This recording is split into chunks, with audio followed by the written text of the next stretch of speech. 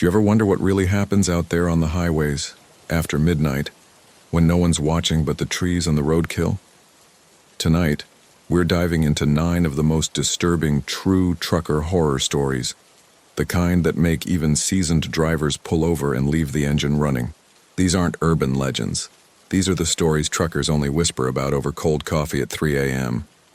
If you're new here, welcome to Creepy Souls, where we share the terrifying tales most folks are too afraid to tell. Smash that like button. Your like helps this video reach more horror lovers like you. Comment where you're watching from. I want to know where my horror family is tuning in from. And don't forget to subscribe. Your support helps us keep the nightmares coming. Also, let me know which story bothered you the most. I'm dying to find out. I used to haul supplies to old coal mining sites scattered around McDowell County, West Virginia, the kind of places most folks forgot existed.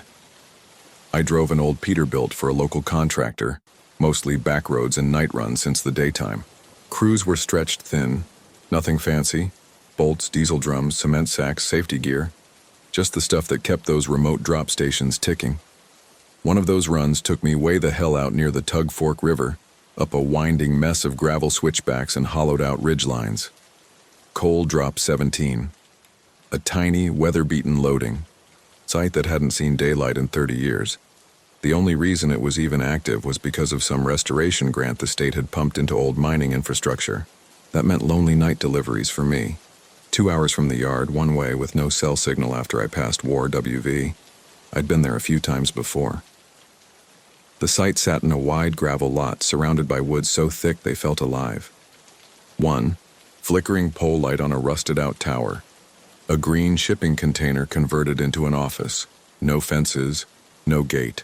Just a dirt path cutting off the mountain road and a big 17 spray-painted in orange on a bent sign that had damn near rusted through. But this run, this night, something was different. It was early October.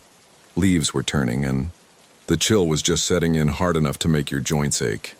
I left the yard around 8 p.m., just after the sun dipped, and by the time I was crawling up the final hill toward Drop 17, it was pitch black outside. The only light came from my high beams bouncing off the gravel dust. Then I saw him. A man. Just standing there. He was at the far edge of the lot where the gravel meets the tree line, maybe 30 yards from where I usually parked. He wasn't moving, not waving, not walking, just standing with his back straight, facing my truck like he'd been waiting on me. At first, I figured he might be a foreman or one of the midnight shift guys, though I'd never seen anyone out here at this hour. Still, I gave a friendly honk, let the engine idle, and waved through the windshield. No reaction. I tapped the air horn again, louder this time. Still nothing. Just that upright figure staring straight at me. Now let me be clear. I've seen weird things on these runs. Stray dogs, teens messing around, even a half-naked guy once tripping out of his mind. You learn not to jump to conclusions.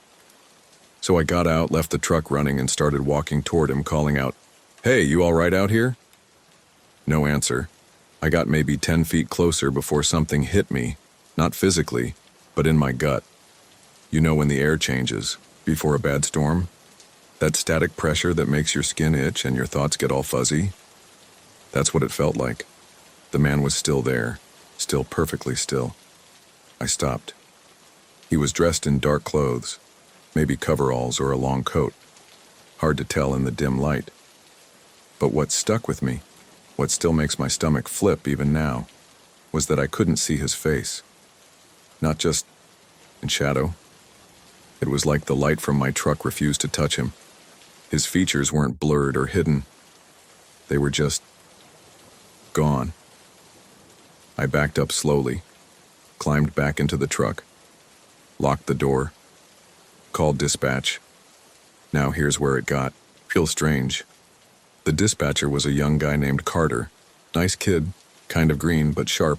I told him there was someone standing at Drop 17 and asked if there was supposed to be crew on site tonight. There was a pause. Not long, just half a second longer than it should have been. Then Carter said casually, like he was asking about the weather, "Yeah, he's always there, just don't talk to him." I remember my blood going cold. What do you mean always? Static on the line? Then, just drop your load and head out. You'll be fine. He don't move unless you... Make it weird, I stared at the phone. Thought maybe Carter was messing with me. But his voice didn't have that jokey edge. He sounded... flat. Like someone reciting lines they didn't want to remember. I asked again, firmer this time. Carter, who the hell is that? But he cut me off. Get in and get out, Travis, that's all, I gotta go. Click, dead air. I sat there in the cab for a good minute, my heart pounding like a jackhammer. Every instinct I had was screaming to throw the truck in reverse and get the hell off that mountain, but I didn't, because I was dumb, because it was my job, because I didn't want to show up back at the yard empty.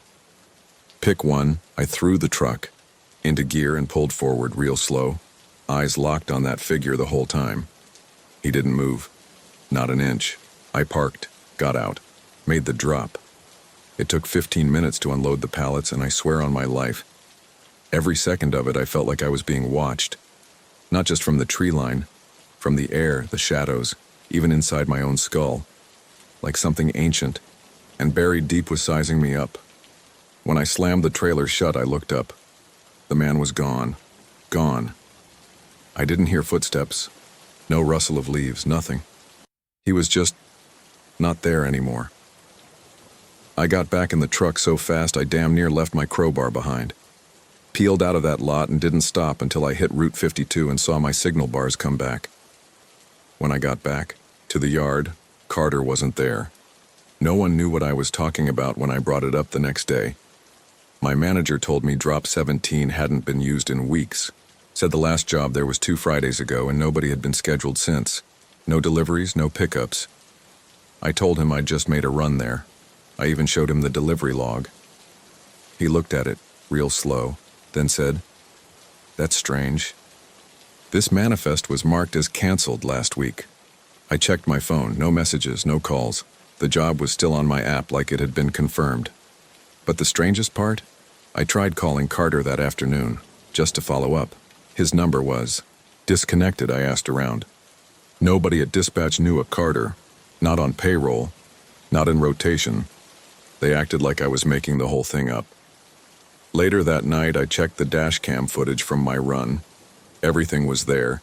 The drive, the unloading, the gravel lot. Except when I scrubbed through the frames of the man by the trees. There was nothing, just blackness. Like the camera had glitched, or been turned off. Except it hadn't. I don't run that route anymore.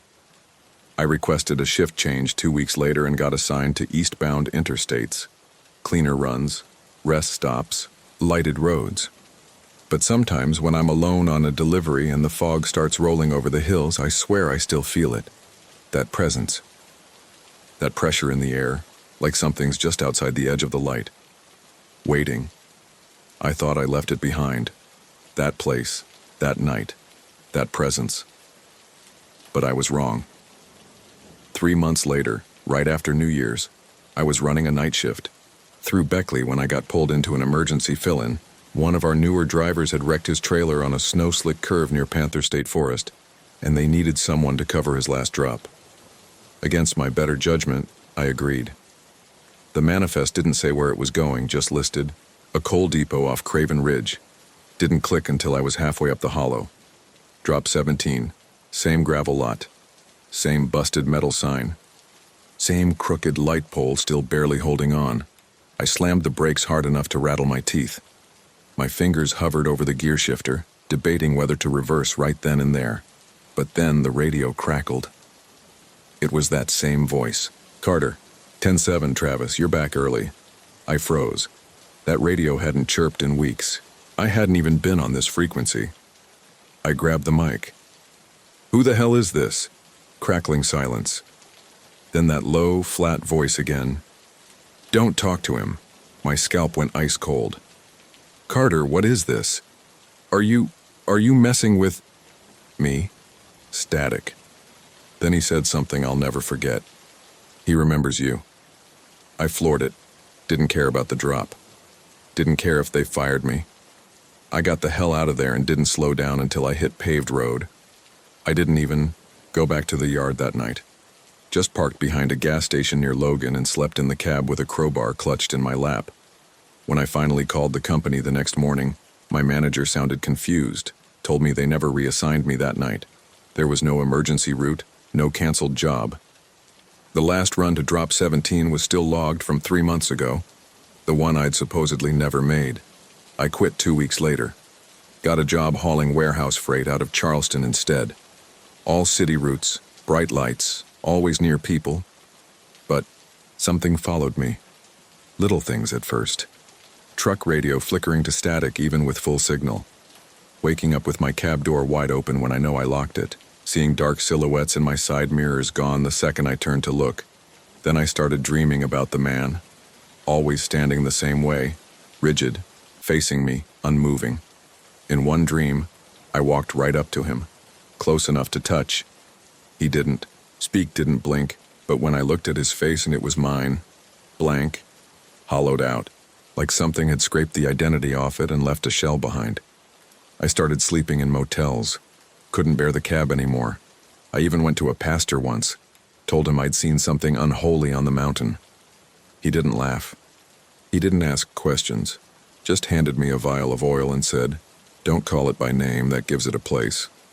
I didn't understand that then, but I do now, because last week something happened I can't explain, something final.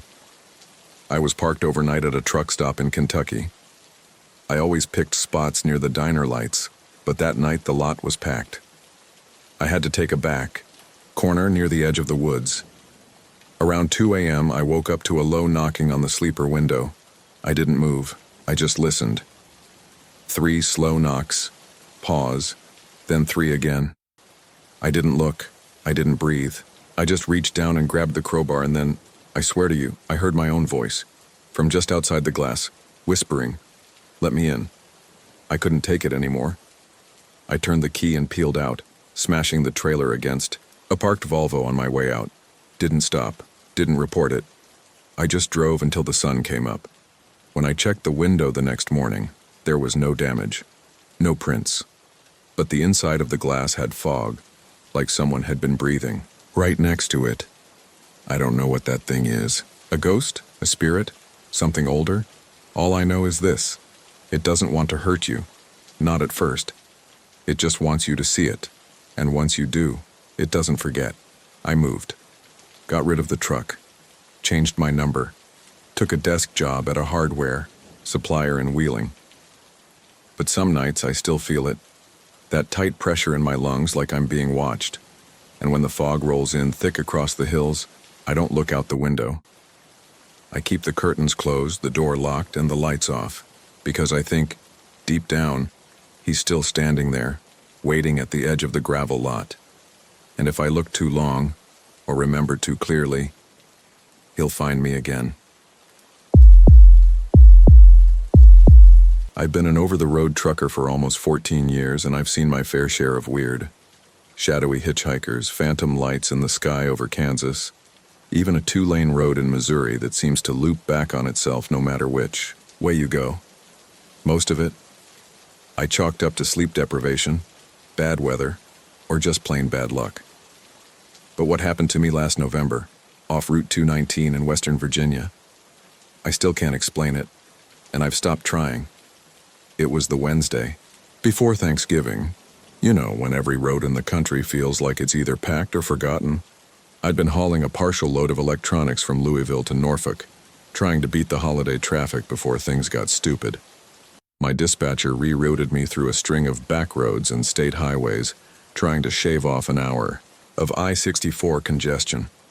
That shortcut took me straight through the mountains near George Washington National Forest. Now, if you've ever driven a semi through those parts, you know how tricky those roads can get. Narrow curves, deep woods on both sides, and not a single gas station for miles.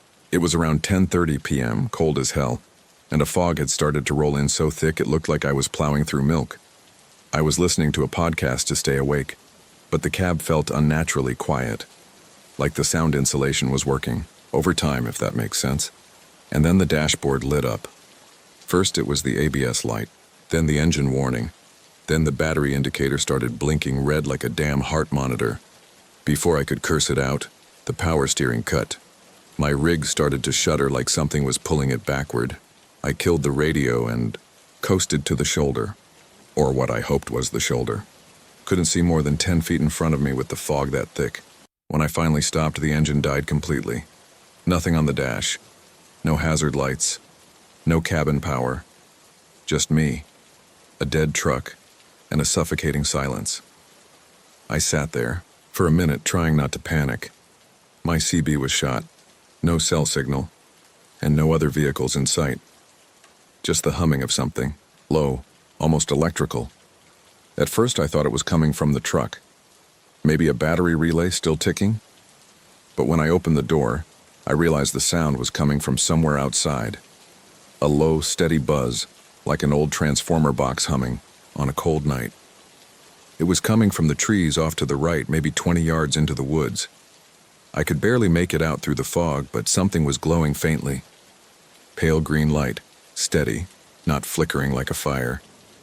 I grabbed my flashlight, but the damn thing was weak, just a sputtering beam that barely reached past my boots. Still, I needed to do something. I figured maybe a utility box got knocked over or someone had wired up some makeshift power rig. Maybe, just maybe, it was connected to the outage somehow. I'd seen stranger things. I stepped off the shoulder and started toward the light. The ground was soft and sloped downward. Trees closed in quick.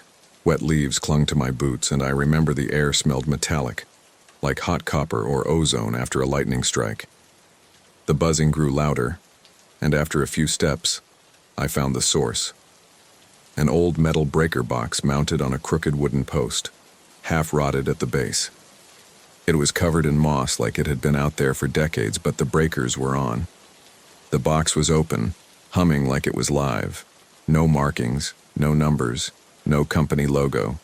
Just a single switch flipped to the on position and another breaker, just slightly out of line as if it had tripped halfway. I don't know what possessed me, curiosity, desperation, or maybe just the cold, but I reached up and flipped that half-tripped switch back into place. The second I did, the humming stopped. Everything went dead silent, no buzzing, no wind, not even crickets. And then, like someone had thrown a master switch, I heard my truck's engine kick back to life behind me. I turned toward the road, half laughing in disbelief. Headlights were on. Running lights. The rig was purring like it had never shut off, but when I turned back to look at the breaker box, it was gone. I don't mean it had shut off, I mean it wasn't there. The post was gone, the glowing light, gone. In its place was a low mound of earth, fresh dirt, like something had been buried there. Not recently, like a grave that had sunken in over time. The leaves around it were disturbed, but not by boots or animals, just moved somehow, shifted. I backed away slowly. Every instinct told me not to turn my back on that thing, but I couldn't help it. I reached the edge of the trees and stared at my truck for a long time, half expecting it to vanish too. It didn't. I climbed in, locked the doors, and pulled away, more like tore out of there. Didn't stop until I was at a lit truck stop, about 30 miles south. I checked the systems, ran a diagnostic, everything came back normal, like the failure had never happened. I told myself maybe I imagined the whole thing, that the fog, the cold, and the stress had screwed with my head. But then the real weirdness started. About 2 days later, I was sleeping in the sleeper berth, outside a Lowe's DC in North Carolina. I'd just dropped a load and decided to crash a few hours before heading back west. Around 3 a.m., I woke up sweating. The heater wasn't on. The outside temp was 39 degrees, and something smelled off, a scorched electric metal kind of stink. I reached for my flashlight and flicked it on, and that's when I saw it on. The inside of the sleeper wall, near the bunk window, someone had drawn a symbol. I didn't hear anyone come in. The truck had been locked. The symbol looked almost like a circuit diagram, but twisted. Wrong. Like the pattern a shorted-out wire might burn into plastic. I touched it. The metal was still warm. I called in sick. The next morning, thought about taking a break from the road altogether. But here's the thing. Every couple of weeks I hear that sound again. The faint, low hum, even when the truck's off. Even when I'm parked at a rest area or sitting at a red light, no one else hears it. My mechanic says the systems are clean, battery's good, alternator's good, wiring is solid. But that sound is always behind me now, like it followed me from those woods. And every now and then, I get this urge, this weird compulsion, to pull off the road and walk into the trees. Doesn't matter where I am, doesn't matter what state. I'll be halfway through a run and suddenly feel this need to stop, like something's waiting just out of sight. The last time it happened was 2 nights ago, in Pennsylvania. I fought the feeling, pushed through it, made it to my stop. But when I did my post-trip inspection, I found fresh dirt on the undercarriage, on the bumper, even in the steps leading into the cab, like I'd been somewhere I don't remember, like I'd stopped anyway. I didn't sleep that night, because I don't think I was alone in the truck. The morning after I found the dirt on the steps, I drove straight back to my apartment in Charleston. No fuel stops, no roadside diners, just white-knuckled the wheel the whole way down I-79 with the windows cracked, trying to keep myself from falling into that weird humming trance again. I parked the truck 3 blocks away, locked it, and left it running. That sounds crazy. I chose leaving a running rig unattended in a city, but I couldn't stand the idea of shutting it off. I don't think I could have started it back up again if I had. I took a 2-week break after that. Unpaid. Told dispatch I had the flu. Maybe I did. Or maybe my body just needed to feel normal again. I walked everywhere, ate actual food, slept in my own bed. But even with the doors locked and the lights on, I kept waking up to that same humming. Not in my ears, in my bones. Like it had tunneled under my skin and was living in the wiring of my nervous system. On the 12th night, I caved and checked the dash cam footage. I hadn't touched it since the night I found the breaker box. Figured it'd just confirm everything, or what more likely, it'd show me I'd imagined it all. But when I scrubbed through the video, my stomach twisted. Between 11:32 and 11:41 p.m., there was a gap, a full 9-minute blackout. Just static and warbled digital noise. Then the feed came back, and I was driving again. But here's the part that broke me. The footage after the blackout didn't look right. Everything inside the cab looked just a little too clean. My hoodie was different. My wristwatch, which I never take off, was missing. And in the brief frame where the camera caught my face in the mirror, that wasn't me. It looked like me. Same build, same haircut. But the eyes were off. Too wide, unblinking, like a wax figure of me had taken the wheel. I threw up in the sink. I didn't sleep after that. I started locking my bedroom door at night, placing salt around the windows. I'm not religious, but I even went to a local church and begged a pastor for something, anything, or that could help. He handed me a small cross and told me to keep it close. But I don't think this thing, whatever I touched in those woods, is afraid of crosses. A few nights later, I found another symbol scratched into the hood of my truck. Same looping, burnt wiring design as before. Only this time it was carved deep, like with a knife or a set of claws. No cameras caught it. No one saw anything. I booked a motel that night an hour outside the city. Figured I'd put distance between me and the truck, just for peace of mind. But the humming followed me there too. Around 2 a.m., I woke to find the power out in the room. No lights, no heat. But outside my window, through the curtains, I could see a pale green glow in the distance, just beyond the trees behind the building. Same glow as before. Same impossible light. And then, clear as day, I heard it. A click, the sound of a breaker flipping. The lights in the room surged back on. TV, lamps, heater, all at once.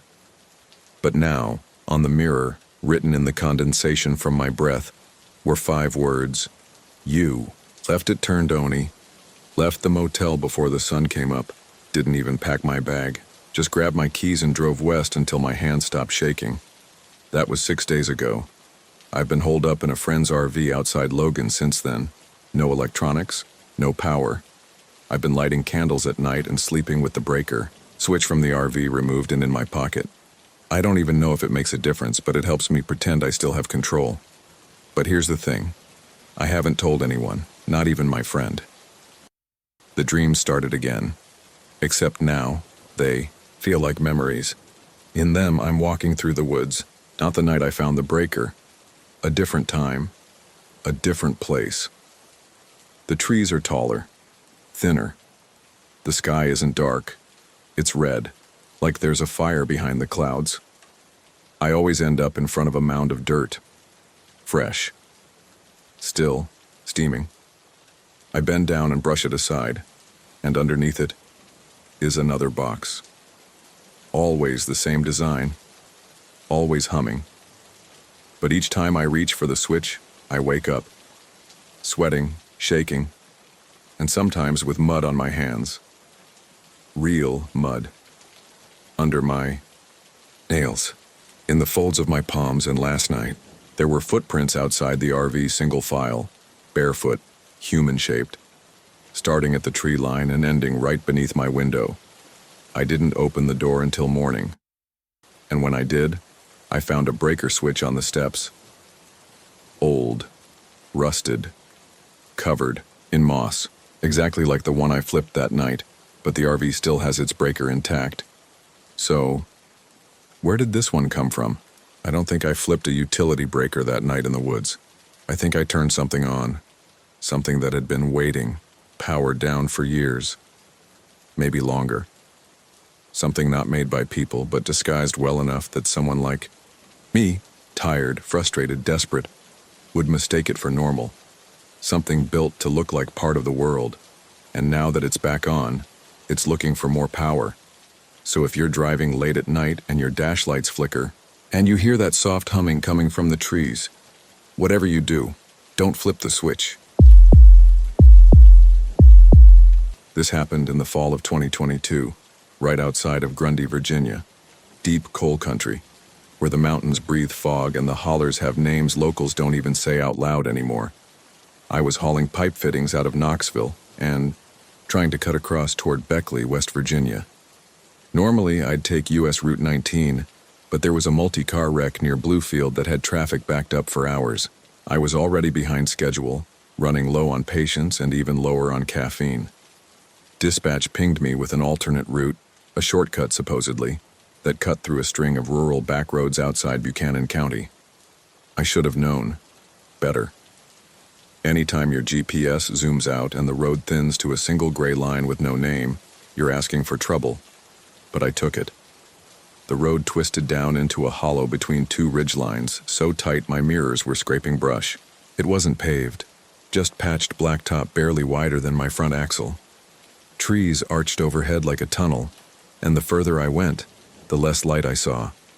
It wasn't even dark yet, maybe 4:30 p.m., but in that hollow, it felt like midnight. And that's when I saw it. A rusted-out school bus sitting off to the side of the road, half sunk into the mud, leaning like it had collapsed in on itself. The kind of yellow that had turned the color of bone over the years. No windows, no tires. Just a shell. Odd, sure, but not unheard of in this part of the country. People leave things behind out here. I kept driving. Another few minutes went by, winding deeper into the hollow, and then I saw it again. Same bus, same broken window on the driver's side, same dented roof, same black spray paint on the back that read "Jesus is coming" in faded, crooked letters. I slowed down. Thought maybe it was a similar one, or maybe I'd looped back somehow. My GPS still showed me on the right path, or at least it didn't show me off it. But the third time I passed that bus, no question, same one, I knew something was wrong. I stopped the truck and put it in neutral, just sat there listening. The air was still. No wind, no birds, not even the tick of the engine cooling down. I leaned forward and tapped the GPS screen. It glitched, then froze completely. I turned off the display and reached for the CB to call dispatch. Static. Then, clear as day, through the speaker, came a voice. Not mine. Not anyone I recognized. A slow, hoarse whisper. David. I froze. Nobody calls me that on the radio. Everyone at work just calls me Red. Nickname I picked up years ago from my rust-colored beard. Then it came again, like someone leaning in too close to the mic.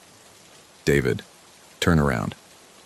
I turned the volume down, thinking maybe I was picking up someone else's chatter on a weird frequency, but the CB was off. The power switch was flipped. I watched the red light blink off as the voice came through, and still, clear as a bell, it said, "You're not supposed to be here."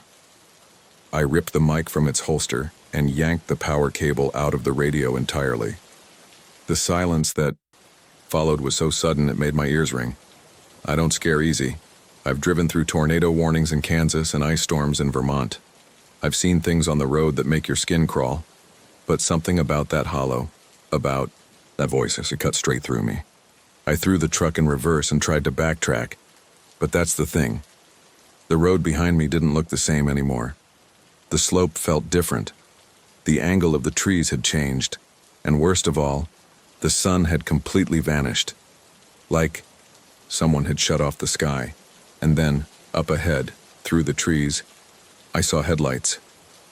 Relief flooded me. Maybe another truck had taken the detour. I flashed my brights once. No response.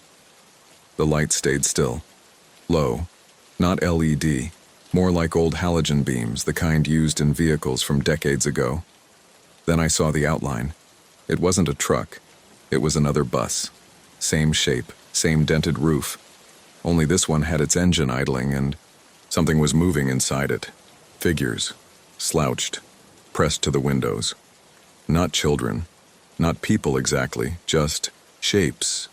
Watching. I don't know what kicked in. Adrenaline, fear, or that old Appalachian instinct to leave well enough alone. But I gunned it. Threw the wheel to the side and tore through the brush, ditching the road entirely. My trailer scraped trees and busted branches, but I didn't care. I just kept going until I hit what looked like an old ATV trail and followed it uphill.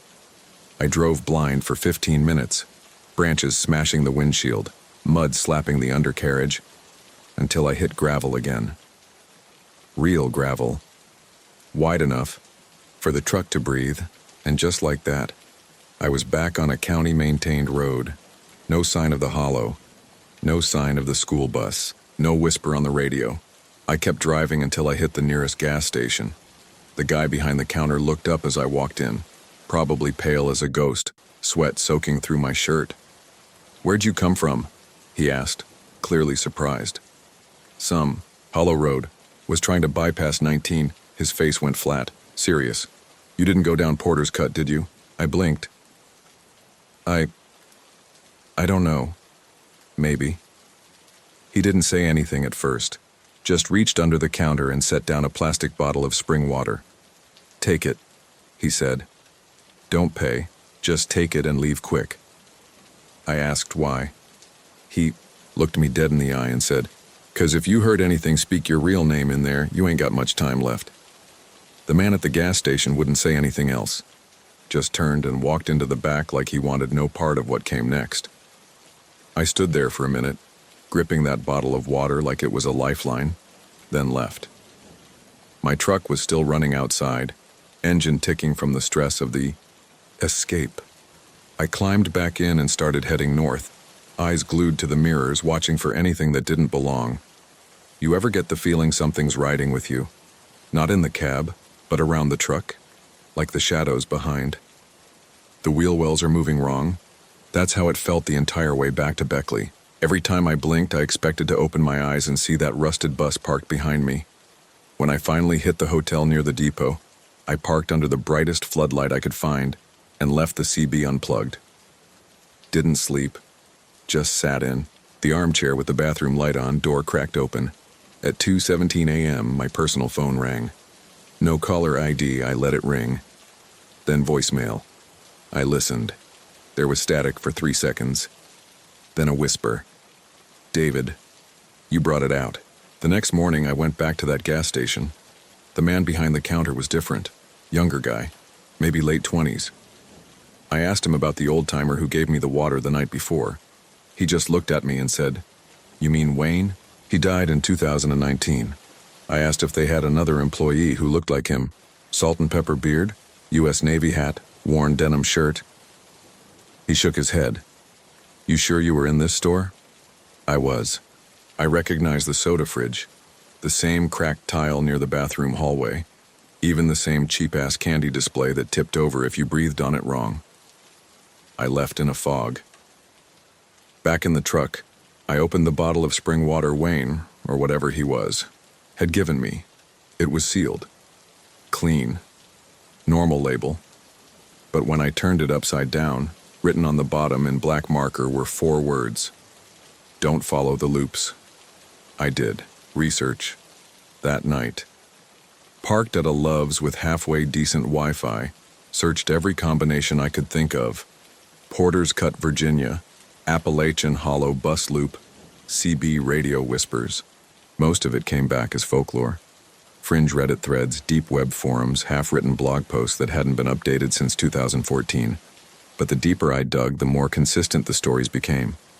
Truckers, hunters, locals, people who'd taken that wrong turn after an accident blocked the main road. Every single one mentioned a bus, a loop, a voice that said their name. Some of the older accounts, back in the 60s, said it was a girl calling for help on the radio. Others said it was a boy, but they always knew your name. Only one thread had anything useful, from a retired coal hauler out of Harlan County. He wrote, "It ain't a ghost. It ain't the devil. It's the hollow itself. That road was never meant to be a road. It's something else wearing a road skin. And when you drive it, it don't take you anywhere. It brings something out." I stopped reading after that. 2 days passed. I tried going back to my normal routes. Out to Indiana, then up through Toledo. Stayed on interstates. Refused every shortcut, every side road, no matter how much traffic I hit. But then the dreams started. They weren't dreams, really. More like memories from the wrong angle. I'd wake up drenched in sweat, swearing I'd seen the school bus parked outside my motel window. Once I saw movement behind the curtain, slow, like a kid pressing their face against the glass. But when I looked, there was nothing. Until the 4th night. That's when I saw the symbol, drawn in the condensation on the inside of my sleeper berth window. 4 intersecting ovals. Looked like a badly drawn flower or a looped map. But it matched a photo I'd seen in one of those old forums. A symbol scratched into the hood of a pickup after its driver claimed he'd gone through Porter's Cut, washed it off. Next morning it was back. So I did something I swore I'd never do again. I went back. Not to the hollow, but near it. I parked just outside Buchanan County at a gas station with a broken ice machine and one flickering pump. Asked the old guy at the register if he knew anything about the cut. He didn't answer, just pointed behind him, at the wall where old local newspaper clippings were pinned. One of them, yellowed and barely legible, was from 1988. Headline read, "Bus disappears with 17 inside. Search abandoned after 2 weeks." There was a photo, grainy, of that same rusted bus. Only this time it wasn't rusted. It was brand new. I left that gas station knowing 2 things for sure. That hollow isn't just a place. It's a trap. It doesn't want to be forgotten. Haven't driven since January. Sold my rig. Moved in with my sister near Richmond. Got a job at a warehouse on forklifts, fluorescent lights, clock in, clock out. But even here, safe and far from the mountains. Sometimes the CB radio on the delivery trucks cuts in. We don't use them. They're not even wired to anything. But sometimes I'll walk past one and hear static crackle through. And on 2 occasions, 2 separate nights, hours apart, someone whispered my name through the speaker. David. I don't know what that place is, or what it wants. I don't think it matters. What matters is this. If you're ever on a back road in the Virginia mountains, and your GPS tells you to detour down a hollow with no name, and you see an old school bus, don't keep going. Because once you hear your name whispered through static, it already knows you, and it doesn't let go. There's this 1-lane bridge out near the Tennessee border that truckers avoid after dark. Locals call it Weller's Pass, but on maps it's just labeled as County Route 7A. a crooked stretch of asphalt cutting through the hills between Mountain City and Damascus, Virginia. You won't see signs warning you about it, and no one in town makes a big deal out of it. But ask around at a diner or sit through a late-night conversation on Channel 19, and you'll hear the same thing over and over. Don't cross that bridge after midnight. I'd heard the stories before, but I never bought into them. I mean, it's just a bridge. A narrow one, yeah. And old. Built back in the 30s, steel frame rusted to hell, wooden planks that creak if your weight's wrong. But a haunted bridge? Come on, that changed last October. I was running a late-night haul out of Johnson City. Light freight, crates of medical plastics bound for a distribution center near Abingdon. Dispatch had me behind by a few hours due to a tire blowout earlier in the day, and I was trying to make up time. I'd taken that back road shortcut through Shady Valley more times than I could count. GPS showed Weller's Pass clear, no delays. It was about 2:05 a.m. when I reached it. I slowed down like I always do. The bridge is maybe 40 feet long. No guardrails. Barely wide enough for my Peterbilt to squeeze through. Underneath is Weller Creek, more like a stream than a river, though in the spring it can swell nasty after the rains. That night, it was low and black as ink. As I rolled onto the bridge, something thudded underneath, a heavy, dull bang, metal on metal. I froze, hit the brake. It came again. Bang. Like something had smacked the undercarriage. Maybe a branch? A tree caught under the frame? I left the rig running and climbed down, flashlight in hand. The air was colder on the bridge, maybe from the creek running below or just my nerves kicking in. The fog had rolled in thick, hanging low like steam rising off asphalt. It carried this sour, earthy smell, like wet leaves and old rust. My boots echoed on the wood planks as I crouched down to peer beneath the trailer. Nothing. No branch, no busted strap, no animals caught underneath. Then I heard it again. Bang. But this time it came from behind the truck. I stood up fast, spun the flashlight around. Nothing on the road, nothing in the trees, and then laughter. Not loud, not playful. Low and breathy, like someone giggling through their teeth. Like they thought something about me was funny. The beam of my flashlight swept across the bridge's edge, but there was no one there. Just as I was about to get back in the cab, I heard it again. Bang, this time directly under my feet. That's when I noticed something else.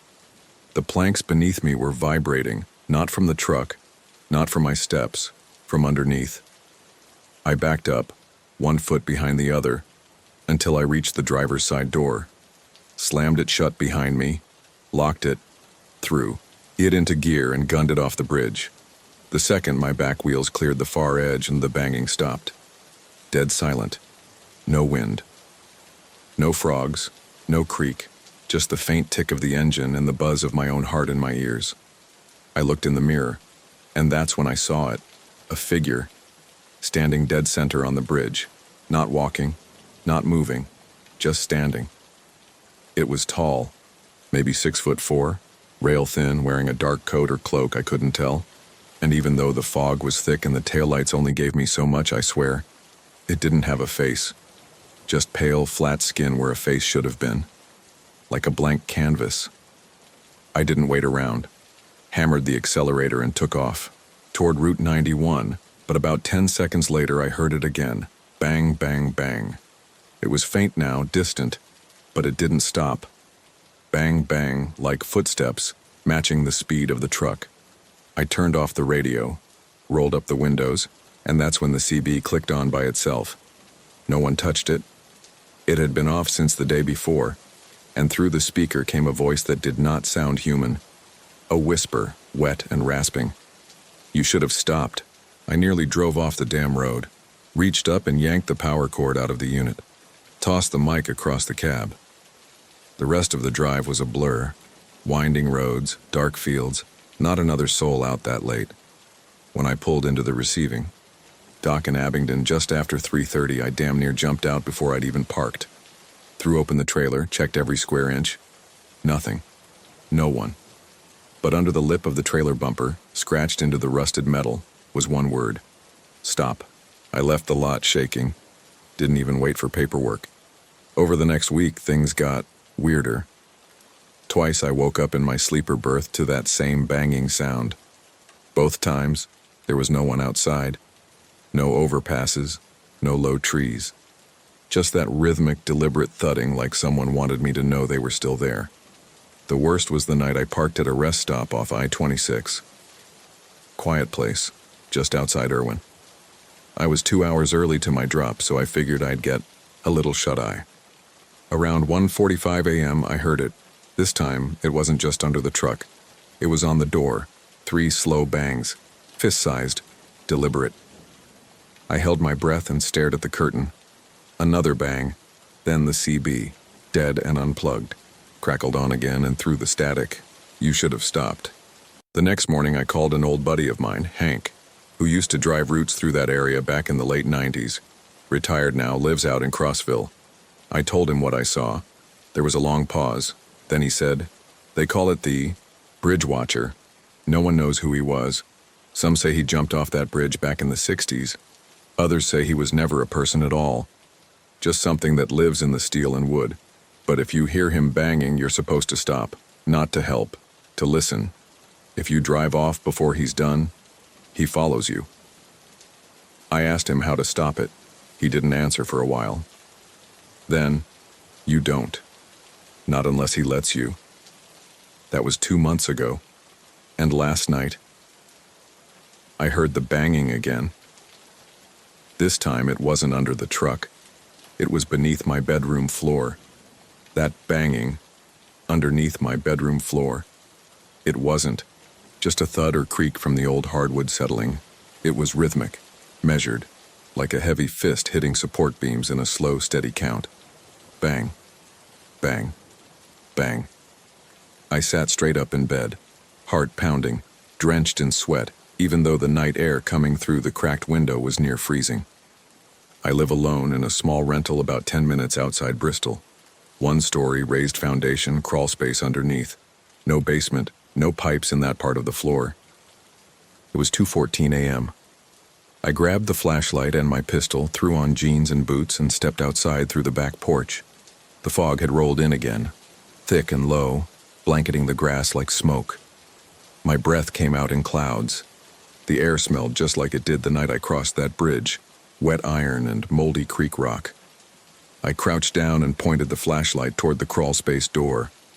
And I swear to God, it was open. Not all the way, just enough for the latch to hang loose. Like something had come out and hadn't bothered to close it behind. My skin went cold. I stood there frozen, every instinct screaming at me to run, to leave, to never look back. Then the flashlight flickered. Once. Twice. Then went. Out I turned and ran inside, slammed the door shut, locked every deadbolt I had. Sat in the living room with the lights on and the gun in my lap until the sun came up. The banging didn't return. But that wasn't the end of it. The next morning, I crawled under the house. Found nothing. No prints, no signs of a person or animal. Just dry dirt. A few old tools left behind by the last tenant. Except there were 3 faint marks carved into the floor joist directly beneath my bedroom. Not words. Not initials. Knuckle prints. Indented deep into the wood. Spaced perfectly. Like someone had stood underneath me in the dark and waited. That day, I made the decision. I had to go back. Hank had said the Watcher wanted you to stop. That if you drove past without listening, he followed. So I was going to listen. I mapped out my old route, packed a flashlight, a crowbar, and a thermos of coffee. Told no one where I was going. Drove out at dusk.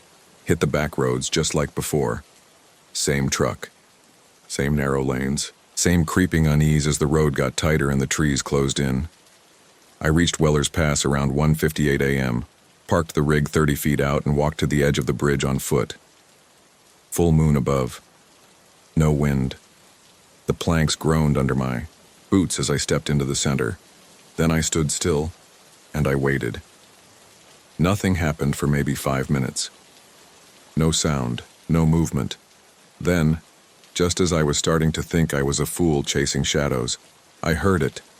Bang. One single heavy strike beneath the bridge. Then another.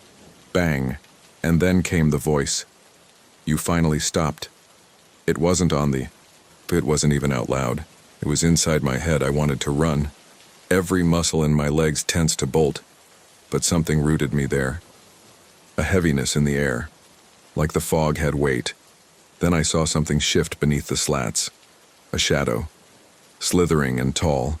And slowly, rising from under the center beam, came a figure. Same as before. Thin. Too tall. Long arms that didn't move. Right. A face that wasn't a face. Just smooth, pale skin like clay that had never been sculpted. It stood there across from me. Not speaking. Not moving. Just watching. Or sensing, maybe. Then it raised one hand, slow and jerky, and pointed, behind me. I turned, and what I saw made my stomach drop, because the truck I'd parked 30 feet away was gone. In its place was another bridge, Weller's Pass again, but newer, pristine, almost glowing. And on the other side, standing perfectly still in the opposite lane, was me. Same jacket, same jeans, same expression I must have had when I first crossed it weeks ago. And the other me? He looked terrified. Then he stepped forward onto the bridge, and the banging started again. The real me, turned back to the watcher. It was gone. Nothing there, no figure, no whisper. Just mist and planks and the rushing of the creek beneath my feet. I ran across the bridge, off the road and through the trees, until I found my truck sitting in a ditch 300 feet away. Engine still warm, lights still on. I jumped in and drove out of that hollow like the devil was chasing me. It's been 3 weeks now. I haven't heard the banging again. Haven't had any dreams. Crawl space door stays shut. But here's the part that keeps me up most nights. That version of me I saw on the second bridge.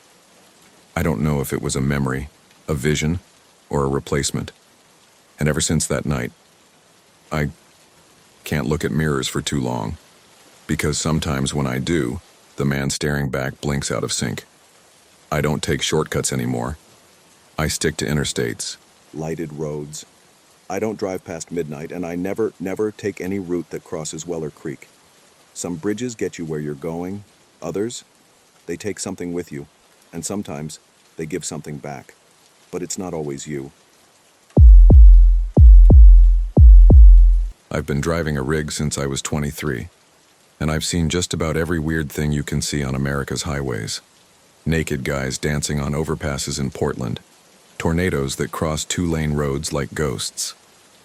Even a jackknifed cattle hauler once with a cow still standing perfectly still in the wreckage, like it didn't know it was supposed to be dead. But what I saw 2 years ago, just outside Elkhorn, along the Appalachian stretch of Route 17, is something I still think about every night before I close my eyes. It changed how I see the road. It changed how I think about what's real and what's not. It was late October, that weird time between fall and winter when the mountains seemed to hold on to the cold a little tighter than everywhere else. I'd just fueled up in Bluefield and was pushing northbound with a light load of packaged lumber headed toward Pennsylvania. I wasn't in a rush. Delivery window was open till noon the next day, so I planned to park overnight at one of the more secluded rest stops near Red Gate Hollow. That stretch of 17 is beautiful in daylight, a winding pass through fog-draped ridges and thick old-growth forest, but it gets real lonely after dark. Cell service cuts in and out, and you'll go 30-40 miles without seeing another vehicle. I pulled in around 12:40 a.m. The rest area was dimly lit, just one flickering pole light and a crumbling picnic table that looked like it hadn't seen a human butt since Clinton was president. There were only 2 other trucks parked there, both older rigs, looked like long haulers. Their engines were off. No idling. No lights. I backed into a spot between them, killed the engine, and was just about to crawl into the sleeper when I heard a door slam outside. Then another. Footsteps. Crunching gravel. I peeked through the curtain, expecting maybe a trooper doing a sweep or another driver checking tires. But 2 men were walking toward my cab. Both looked rough, not in the tweaker sense, more like rattled, pale, sweating even though it was 40 degrees out. One was tall in a red flannel beard down to his collarbone. The other wore a gray Carhartt jacket and a cap pulled low. They waved at me, palms out, like they were trying to show they weren't trouble. I opened the window halfway. "You all right?" I asked. Flannel guy nodded, but he was chewing the inside of his lip like he was trying not to throw up. "You seen any military convoys come through here in the last hour?" "Military?" I asked. "Like what kind of convoy?" The guy in the Carhartt leaned closer. "Flatbeds, covered cargo, black trucks, no markings, tinted glass, about 5 of them." I shook my head. "No, just been me since I left Bluefield." They exchanged a look I didn't like. A kind of quiet panic. Flannel guy spoke again. "We were behind him for maybe 10 miles. Came up on him after Beckley. They weren't hauling fast, just cruising steady. No plates, no ID. Real quiet on the CB too. We figured it was just some off-the-books army movement or nuclear waste run, you know?" I nodded slowly. I'd heard of that. Unmarked blackouts. Running sensitive materials to and from research sites or decommissioned facilities. Carhartt lit a cigarette with a shaky hand. "They took us through a tunnel we'd never seen before. That's when it got weird." I felt my stomach tighten. "A little. There's only one tunnel on that stretch of 17, I said. Briarcliff Tunnel. Goes through Laurel Ridge. Just a mile and change. One entrance, one exit." Flannel guy stared at me. "Yeah, that's the one." "So what happened?" They hesitated. Then Carhartt said, "We followed the convoy into the tunnel. 5 trucks. No markings. They didn't slow down. We kept distance, didn't want to spook 'em. Got about halfway through." He flicked ash from his cigarette. "And then we came out." I waited. "And?" "They were gone." I raised an eyebrow. "Gone as in they sped off? Took an exit?" "No," Flannel guy whispered. "Gone as in there wasn't an exit." I blinked. "What?" "We came out of the tunnel, and there was no exit, no bridge, no road, nothing." I just stared at them, thinking maybe they were sleep-deprived. Seen it before? Guys who hadn't had a solid 8 hours in 3 weeks. But Carhartt wasn't done. "We turned around to go back through the tunnel," he said. "But when we looked behind us, there was no tunnel, just rock. Like the whole damn mountain sealed up." I laughed, couldn't help it. "Come on, man." He stepped back, angry now. "You think we're making this up?" "No, We drove another 5 miles trying to figure out where we were. No signage, no mile markers. Road looked the same, but there were no shoulders, no other cars, just trees and fog." He paused. "Then we passed the same gas station twice. That got my attention." "You sure?" "Positive," Flannel guy said. "Same burnt-out shell sign. Same old guy in a flannel shirt sweeping the porch. We honked, waved, nothing. He didn't move." My throat went dry. I'd passed that station before. It's been out of business since '06.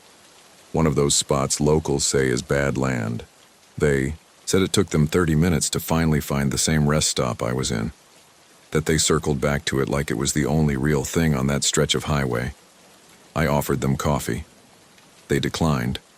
Said they were gonna wait till daylight and try to retrace their path in reverse. "Just don't follow any convoys," Carhartt said as they walked back to their trucks. "No matter how slow they're going. And if you ever see that tunnel, don't go in." I didn't sleep that night. Every noise, wind in the trees, the rustle of dry leaves, felt wrong, felt too quiet. Around 3:20 a.m., I looked through the windshield and saw a set of headlights passing on the highway. 5 trucks, no markings, black flatbeds, silent, no engine noise, just moving. Like shadows with wheels. They disappeared around the bend. I looked to my left toward the other 2 semis. Empty dot cab doors wide open. Lights on. Engines cold. No drivers. I sat frozen behind the wheel, staring at the 2 empty trucks beside me. Cab. Doors wide open. No sound. No movement. The rigs hadn't started. Hadn't even turned over. But the cabin lights were on, faint and flickering like emergency exit signs right before a blackout.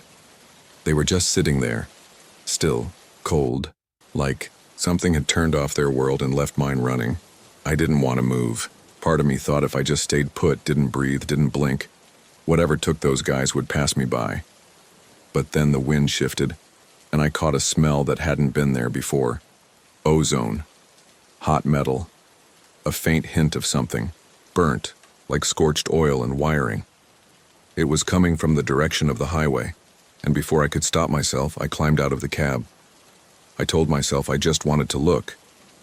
Just peek in the other trucks and confirm that maybe, somehow, they'd slipped off without me noticing.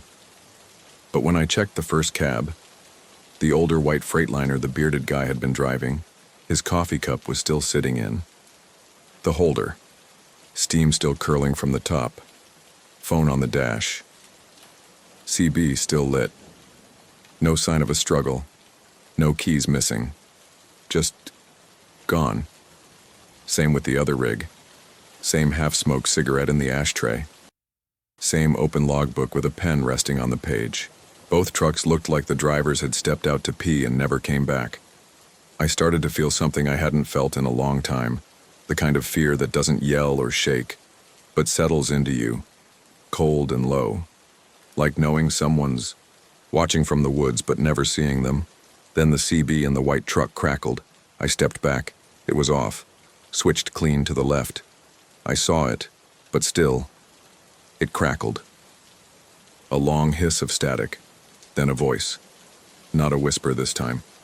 Calm, level, almost bureaucratic. You are not cleared for this route. I slammed the door shut and backed away, heart pounding. My own rig was still idling. Lights on, warm, safe. I ran back to it like a lifeline and threw it in gear. I didn't even think about calling the cops. I didn't think about anything but getting off that rest stop and putting miles between me and whatever the hell this was. But when I pulled onto the highway, the road didn't look the same. There were no signs, no lane dividers, no markers, just fog. And then I saw them. The 5 trucks, black, silent, gliding. They weren't in my mirrors anymore. They were ahead of me, moving slow. Hazards flashing, like they wanted me to catch up. Every part of me screamed not to. I hit the brakes hard, but the pedal felt loose like it didn't matter anymore. The road kept narrowing. Trees closed in like arms. The sky above was black as coal. No stars, no moon, just void. And then, out of nowhere, a tunnel. It was not Briarcliff Tunnel. It wasn't anything like it. The mouth of this tunnel was too tall. Wrong shape. Jagged like it had been carved by hand into the rock. No signage, no lights. Just a deep black mouth, yawning open, swallowing all 5 trucks one by one. And I was being pulled toward it, literally, like the pavement under me was moving, like the road was alive. I hit the brakes again. Nothing. Turned the wheel. Nothing. CB crackled again. Same voice. Unauthorized deviation from corridor detected. Driver remained calm. Correction in progress, I screamed. I grabbed the ignition and yanked the key. Nothing happened. The engine kept running. The lights stayed on. The road rolled on. And then, just before the nose of my truck reached the tunnel's lip, I jumped out the door, onto the gravel shoulder, rolled hard, slammed my shoulder against a ditch post. The truck didn't stop. It kept going, straight into the tunnel. No crash, no sound, just gone, like the tunnel had never been there at all. Because when I looked up, it wasn't just empty trees, damp earth, an old mile marker with no numbers, and silence. They found me the next morning. Highway patrol picked me up walking barefoot on Route 17, clothes torn, limping. I told them everything. They wrote it off as exhaustion, hallucination, said there was no rest stop where I claimed I'd been, that it had been decommissioned years ago after a landslide made it unsafe. I asked about the 2 trucks. They had no record, no camera footage, no signs anyone else had been on that stretch all night. But I know what I saw. I know what I almost followed.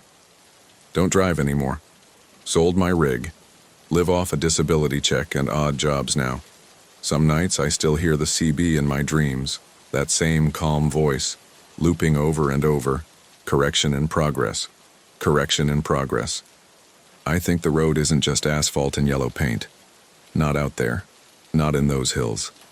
I think there are places it goes, where people aren't meant to follow. Convoys that never deliver. Tunnels that weren't built by any highway commission. And rest stops that are waiting and just off the map. So if you ever see 5 trucks all black, all unmarked, moving silent through the fog, don't follow, no matter where they lead, because some routes don't bring you back. This happened to me in the fall of 2021, just past midnight somewhere along Route 19 near Flat Top Mountain in southern West Virginia. It's one of those stretches that truckers either love or hate. Beautiful in the daylight, terrifying after dark. I've been driving long haul for almost 16 years now, and I've come to respect these old mountain roads more than I fear them. But that night was different. I'd been hauling steel beams out of Charleston heading down to Asheville. Late delivery window, so I figured I'd get ahead of schedule and make it through the worst part of the mountain passes before sunup. The air had that sharp early November bite, not quite winter but cold enough that the ground held the chill. Leaves were down, bare branches scratching across the skyline as I coasted along the ridgelines. No music, no CB chatter, just me, the hum of the road, and the occasional flicker of deer eyes in the brush. I came around a bend near the summit, sharp curve, known for runoff and tight turns, and that's when I saw it. Hazard lights, dim orange flashes pulsing slow in the fog. It looked like a car, small sedan, maybe 90s model, parked awkwardly on the shoulder, half in the grass, half in the lane. My headlights picked out a figure standing beside it, an old woman in a light blue coat. She had white hair pulled back in a loose bun and was holding what looked like a handkerchief, waving it softly like she was trying to flag someone down. I slowed to a crawl. I've helped people before. Flat tires, overheated radiators, even one guy whose dog locked him out of his own minivan. It's just part of being on the road. You don't leave people stranded, not out here where the cold can creep into your lungs before help ever shows up. I tapped my brakes and pulled onto the shoulder, maybe 20 yards from the car, hit my hazards, reached over and grabbed my gloves. Then I looked up, and the car was gone. Just gone. The road was empty. No lights, no figure, nothing. I blinked hard, opened the door and stepped out, thinking maybe I'd passed the car and hadn't realized it, or that my eyes had played tricks in the fog. But the shoulder was dry, undisturbed, no tire marks, no footprints in the dirt, not even a scuff where the grass might have been bent down by a bumper or shoe. I walked the length of the shoulder with my flashlight. 10 yards, 20, 30, nothing. I even checked the other side of the guardrail, thinking maybe the car had rolled downhill, but there wasn't a sound, not even the rustle of trees. Just heavy quiet and fog so thick it curled around my boots like smoke. Back in the cab, I sat there for a full 5 minutes, heart pounding harder than it should have. My gut said, don't move. My brain said you imagined it. I fired up the truck, again, and kept rolling, eyes locked on the shoulder for another few miles. Never saw her again. The next morning, I pulled into the terminal near Asheville, signed my paperwork, and parked the rig. My body felt like I'd gone 10 rounds with a heavyweight, stiff, sore, like I'd been fighting off the flu. Just something off in my system. But the real twist came when I checked my dash cam. I wasn't looking for anything really. Just curious. Thought maybe the footage would show me that I'd swerved at a shadow or a tree stump or some innocent thing that got twisted by the fog and headlights. But what I saw chilled me. At 12:14 a.m., my truck clearly slows down, hazard lights flicking on as I ease toward the shoulder. There's nothing in front of me, no vehicle, no woman, just open highway. I checked it 5 times, slowed the playback down frame by frame. The truck slows, but there's nothing there, not even a deer. I didn't talk about it for a couple weeks, mostly because I didn't want people thinking I'd fallen asleep behind the wheel or hit the bottle. I hadn't. I was stone cold sober, wide awake and alert. It wasn't a hallucination, it was something else. And I wasn't the first. Because 3 weeks later I was fueling up in Beckley and struck up a conversation with an older driver. Roy, I think his name was. Hauled refrigerated goods, probably mid-60s, been on the road longer than I've been alive. We got to talking about night runs and bad weather, and I mentioned Flat Top Mountain. He went quiet. Then he asked, "You ever see the lady up there?" My stomach dropped. I played dumb. "What lady?" He nodded slowly. "Yeah, thought so." He lit a cigarette, stared out across the parking lot like he wasn't really seeing it. "She shows up sometimes," he said. "Always the same. Broken down, car, waving like she needs help. But when you stop, there's nothing." I didn't say anything. Just listened. "Some say it's a ghost," he went on. "Local story goes back to the 70s. Woman broke down on a snow-covered curve, slid into a ditch, froze to death before anyone found her. Other drivers say it's something else, a lure like bait." "A bait for what?" He didn't answer, just flicked his ashes and walked away. I tried to forget about it. For a while, I even convinced myself that Roy was pulling my leg. You hear all sorts of stories out here. Phantom hitchhikers, haunted mile markers, a bridge in Kentucky that kills radios and makes your clocks run backward. Most of it's trucker lore, passed around to keep things interesting on long hauls. But a month after that conversation, I got assigned another route through southern West Virginia. This time it was a late drop for a batch of heating units out of Roanoke headed to Charleston. I didn't realize until too late that the route would take me back over Flat Top. And sure enough, same curve, same time of night, and just like before, she was there. Hazard lights flickering. Same old car. Same blue coat. Waving the same handkerchief in slow, steady arcs. This time I didn't stop. I hit the gas and blew right past her. Didn't check the mirrors. Didn't touch the brakes. But about a mile down the road, my headlights caught something else. Tire marks. Leading off the shoulder. Fresh. So I slowed down, just enough to see, and aimed the beams off the side. And there, down in the ditch, was a car. Old, crumpled, rusted. It had been there a long time, front end buried in the earth. One door still open, and in the reflection of the chrome, I saw the back of a woman's head. White hair, pulled tight in a bun. I didn't get out, didn't stop, just kept driving until I hit I-64. Didn't even take my break till I crossed into Kentucky. But here's the part that still keeps me up. I checked my dash cam the next morning like before, and just like before, there was nothing on the footage, no woman, no car. But this time there was something different. At exactly 12:17 a.m., just as I was passing the spot where I'd seen the wreck, the dash cam glitched just for a second. And in the freeze frame that popped up, I saw her face. Not in front of the truck, inside the cab, behind me, sitting in the passenger seat looking straight at the lens. I must have watched that dash cam glitch 100 times, slowed it down, paused, zoomed in. Tried every trick I could think of to convince myself it was a compression artifact, some random reflection, anything other than what it looked like. But every time, the image came out the same. 12:17 a.m., single frame, passenger seat. Woman with white hair and a loose bun wearing a blue coat sitting perfectly still and facing the camera. Eyes open, not blinking, not smiling, just watching. And the worst part? Her head was tilted slightly toward me like she was listening to something I couldn't hear. I didn't sleep that night. Didn't even shut my eyes. Sat in the sleeper berth with the dome light on, back against the wall, crowbar across my lap like that would somehow help.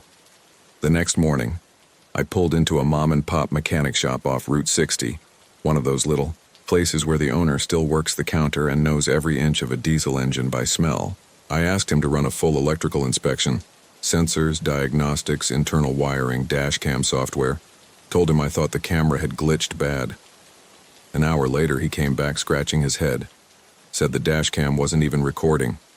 At that time, there was no reason that frame should exist. The SD card logs skipped straight from 1216 to 1218.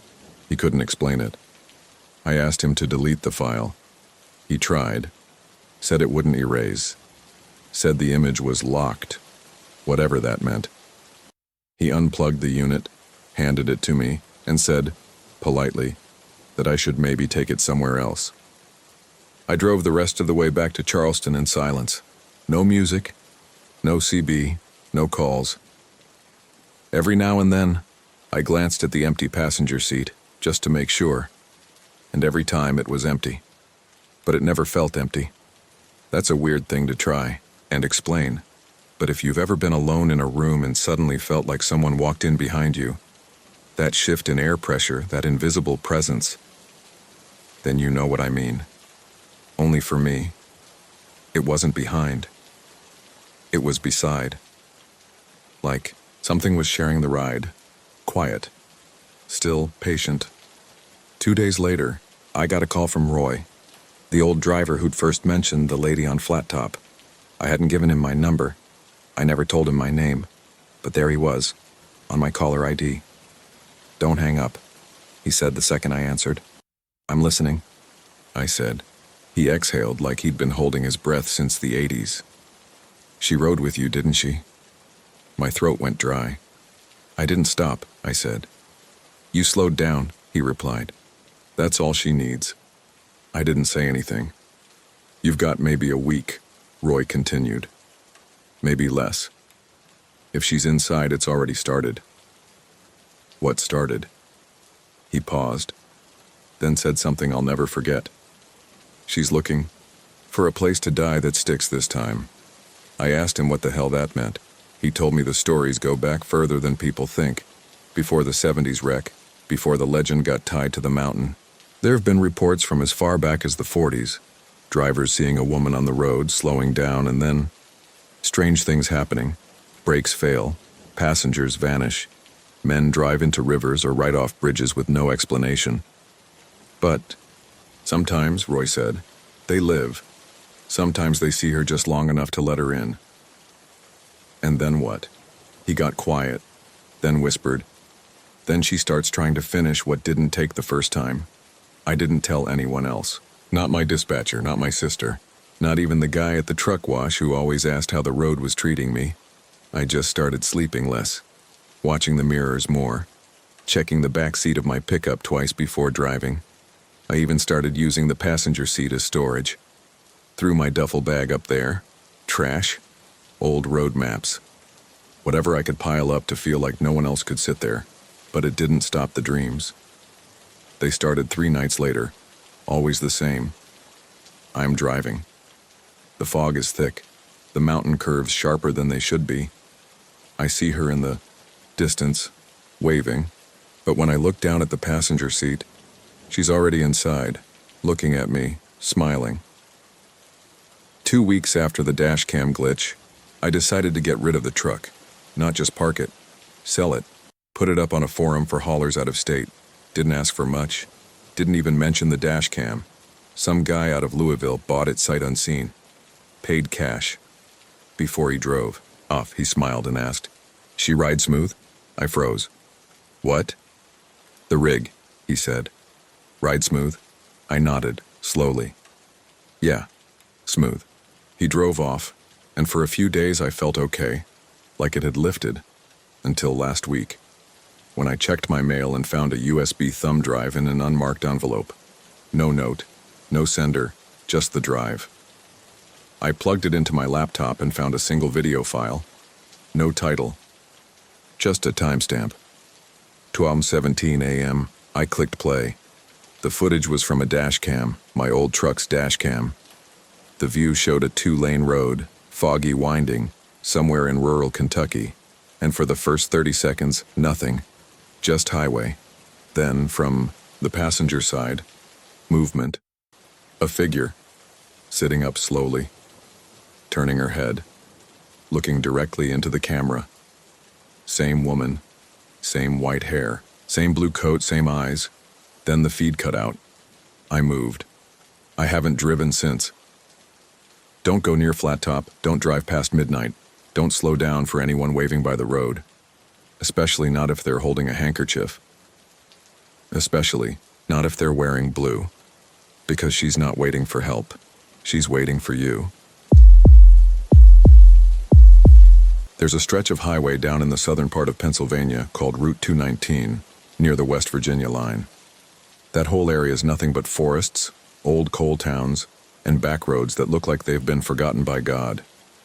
It's beautiful in the fall, especially when the leaves start turning. But there's one part of it that every trucker I know tries to avoid if they can help it. Snake Hill. That name's not on any official sign. You won't see it on Google Maps, but the locals call it that, and we do too, because it twists and climbs like a coiled-up copperhead, all steep inclines and blind curves. No cell service, no lights, no guardrails. In the summer, it's dangerous. In the winter, suicidal. More than a few rigs have gone off the edge during bad weather, and if they fall, they don't get found for days. Anyway, it was around midnight last November when I hit that grade. I'd gotten a late start out of Johnstown, hauling a mostly empty trailer. Empty enough that the wind kept pushing me around like a damn kite. The air was cold and dry, frost just starting to creep across the edge of my mirrors. I was heading southbound on a solo run. No radio chatter, no taillights in front of me, and no headlights behind. Just trees. Silence. Darkness. And then I saw it. I was coming around one of those sharp right-hand bends, probably doing 30, maybe 35, and something skittered across the road. That's the only word I've got for it. Skittered. Fast. Low to the ground. It moved in a way that didn't make sense, like it wasn't running, but crawling, arms and legs spread wide, moving at a speed that didn't line up with how its limbs bent. It was long, pale, no clothes that I could see, and whatever it was, it went from one side of the road to the other in about 2 seconds flat, right in the path of my rig. I swerved slightly and felt the front right tire bump, like it clipped something. Not a full impact, just enough to jolt the cab. I hit the brakes hard. The truck groaned, downshifted, slowed to a crawl. I sat there, foot on the brake, staring at the spot where it had crossed. No blood, no body, no movement. I checked my mirrors. Nothing under the trailer, no limbs hanging out, no shape in the road behind me. I grabbed my flashlight, opened the door, took 3 steps onto the asphalt. The air was so still I could hear my own breath echo in the trees. There was nothing. Not a sound. Not a smell. Not even the usual nighttime animal noise you expect up in the hills. Whatever I hit, or almost hit, was gone. I got back in the truck and kept going, but the unease stuck with me. Like something had attached itself to my skin and refused to shake loose. About 10 minutes later, I was maybe halfway up the hill. Truck was working harder now, the incline getting sharper, and the RPMs were sitting high in 5th gear. That's when I heard it. Knock. A single, solid bang from underneath the trailer. My eyes snapped to the mirrors, checking for damage or a dragging cable. Nothing. I turned down the blower, killed the fan, and then I heard it again. Knock, same place, same weight. Like someone was underneath the rig, inside the undercarriage, and trying to get my attention. Now I've heard things out there before. Loose chains, bouncing ratchet straps, shifting pallets. Hell, I once thought I'd blown a tire in Ohio only to find a dead possum wrapped around the axle. But this was different. It wasn't random. It was intentional. It came with rhythm. Like a warning, like a... Hello? I didn't stop. I didn't even slow down. Everything in me said don't. Not here. Not on Snake Hill. The knocking didn't happen again after that, at least not in the way you'd expect. But the silence that followed was worse. It felt watchful. Every mile I climbed, it felt like the air in the cab got thicker. Like someone was sitting in the sleeper berth behind me, breathing slow. heavy, making the temperature drop just enough to fog up the corner of the windshield. I turned on the defroster, checked the mirror. Still nothing. But every time I turned back to the road, I had the same thought. You should have looked under the trailer, and then I passed mile marker 212, and the world shifted. It's hard to explain, but the road didn't feel the same after that. The curves were sharper, the trees were tighter to the asphalt, and I swear to God, the stars above me, they were wrong. They didn't match what I'd been seeing the whole climb. I pulled out my phone, no bars, tried the CB, static. I was alone. Or at least, I was supposed to be, but then something caught my eye. The passenger side mirror twitched, just once. Then again. I glanced over. Nothing in the seat. Nothing on the dash. But the mirror kept twitching, like something was brushing past the side of the cab. Like something long and pale was crawling alongside the truck, keeping pace. I hit the accelerator. Hard. The engine groaned, protested but picked up speed. 40, 45, 50. I knew I was pushing the grade harder than I should have, but I didn't care. I just wanted off that mountain. When I hit the summit, everything went dark. I don't mean it got darker. I mean it went black. No moon. No stars. The headlights flickered, then died. The cab lights. The dash. Everything. Gone. Dead silence. And for a second I thought the engine had cut out too.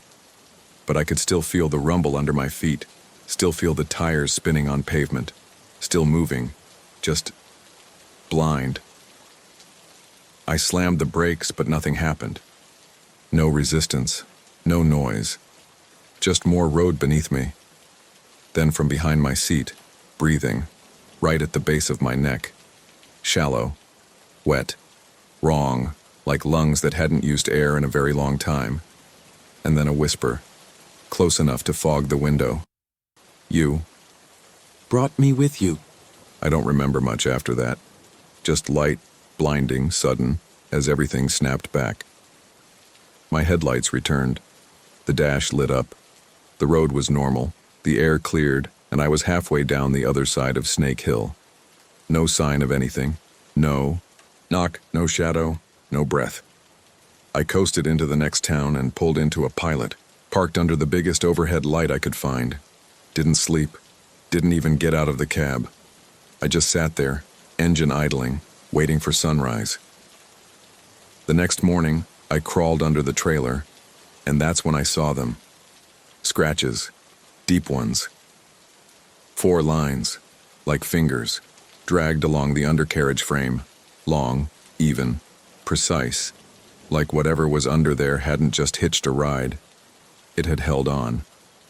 I stared at those 4 gouges for a long time, long enough that my knees started to ache against the frozen gravel. I wasn't even sure what I was expecting. A tool I'd left loose, some busted rebar from an old job. But no, these weren't scratches from metal. They were too organic. The spacing looked like fingers, not bear claws or animal scrapes. Fingers. Human-sized, but too long. And they weren't random either. They dragged in a straight, tight line, exactly where someone would hold on if they were crawling beneath a moving trailer.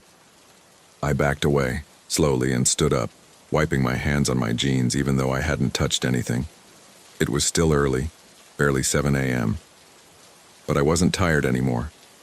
I couldn't shake the feeling that something was still with me, not watching from the woods or the highway behind me, from underneath. Back on the road, I made it another hour before I pulled into a truck wash just outside Lewisburg.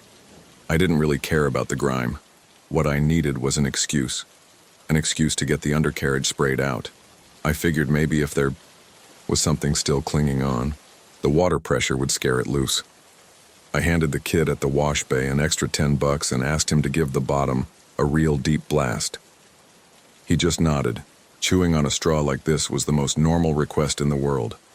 But when he came back 10 minutes later, he was pale. He motioned for me to follow him to the pit. "I thought you said this trailer was empty," he said. Nodded. "It is." "Why?"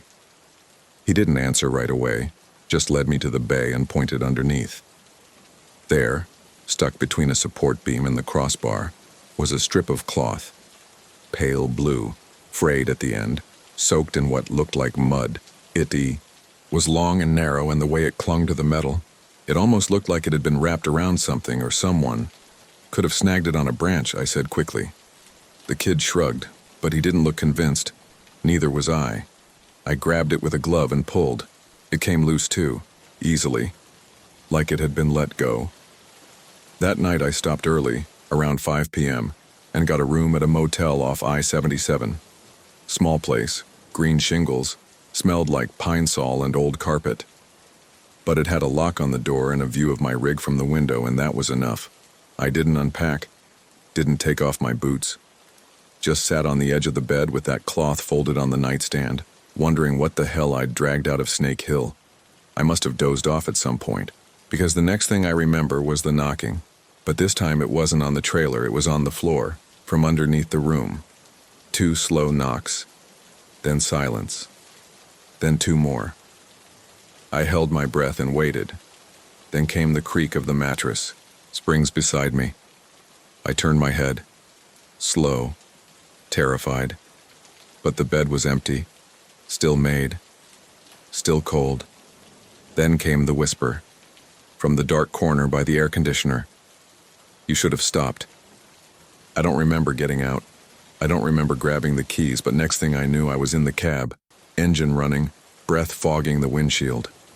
The parking lot was empty, and the motel behind me was dark. No lights, no desk lamp, no sign the place had power at all. Had it ever? I drove straight through the night, didn't stop for food, didn't stop for fuel, just kept moving, hoping distance would help. It didn't. The next few days were off. Every route I ran took me near Snake Hill. Even if I asked dispatch for new lanes, somehow the routes would pivot, inching closer to it. I checked my GPS once and saw it reroute mid-drive. No alert. Just changed. Like something wanted me back there. I refused. Until last Friday, when my brakes locked up for no reason. Middle of the highway. Bone-dry pavement. No traffic. No debris. Nothing. I lost control. Spun into the median. Missed an embankment. By inches. Mechanics said it was a spontaneous systems freeze. Like the truck chose to stop responding. And when I checked the rear view camera, just static, and 1 frame, same as the dash cam from before. A blur of something pale, bent, clinging beneath the trailer with long limbs, like it never left. So I went back. Last night, I told myself I needed closure. Maybe it was guilt. Maybe I thought I'd get answers. Maybe I just wanted it to stop. I hit Snake Hill at 11:57 p.m., same truck, same route, same exact curve. And just like before, something skittered across the road. Only this time I stopped, got out, walked toward the trees with my flashlight shaking, in my hand. And there, 20 yards into the brush, I found it, a shallow ditch dug into the mud. And beside it, footprints, not boots, not shoes, bare feet, thin, long toes, not walking away. Walking toward the road. I followed them for a bit, but when the trail suddenly ended in the middle of the brush, no prints, no drag marks, no sign of a body or escape, I turned back, and that's when I heard it, under the trailer. Knocking once, twice, then a whisper right behind me, "Don't look down." I froze, didn't turn, didn't breathe, just walked back to the cab, climbed in, and left. I still drive, but I don't run nights anymore, and I never take Snake Hill, because whatever I picked up out there, whatever tried to climb inside my rig, I don't think it ever left that mountain. I think it's waiting for someone else to slow down, to wonder what that pale thing is, crawling on all fours in the dark, and when they stop, it climbs in, and it doesn't let go. There's something different about fog in the mountains. It doesn't move like normal fog. It wraps, settles, clings to the road like it's watching you. I've been hauling through the Blue Ridge stretch of Virginia for almost 7 years. now, and I've seen all kinds of weather roll through these hills.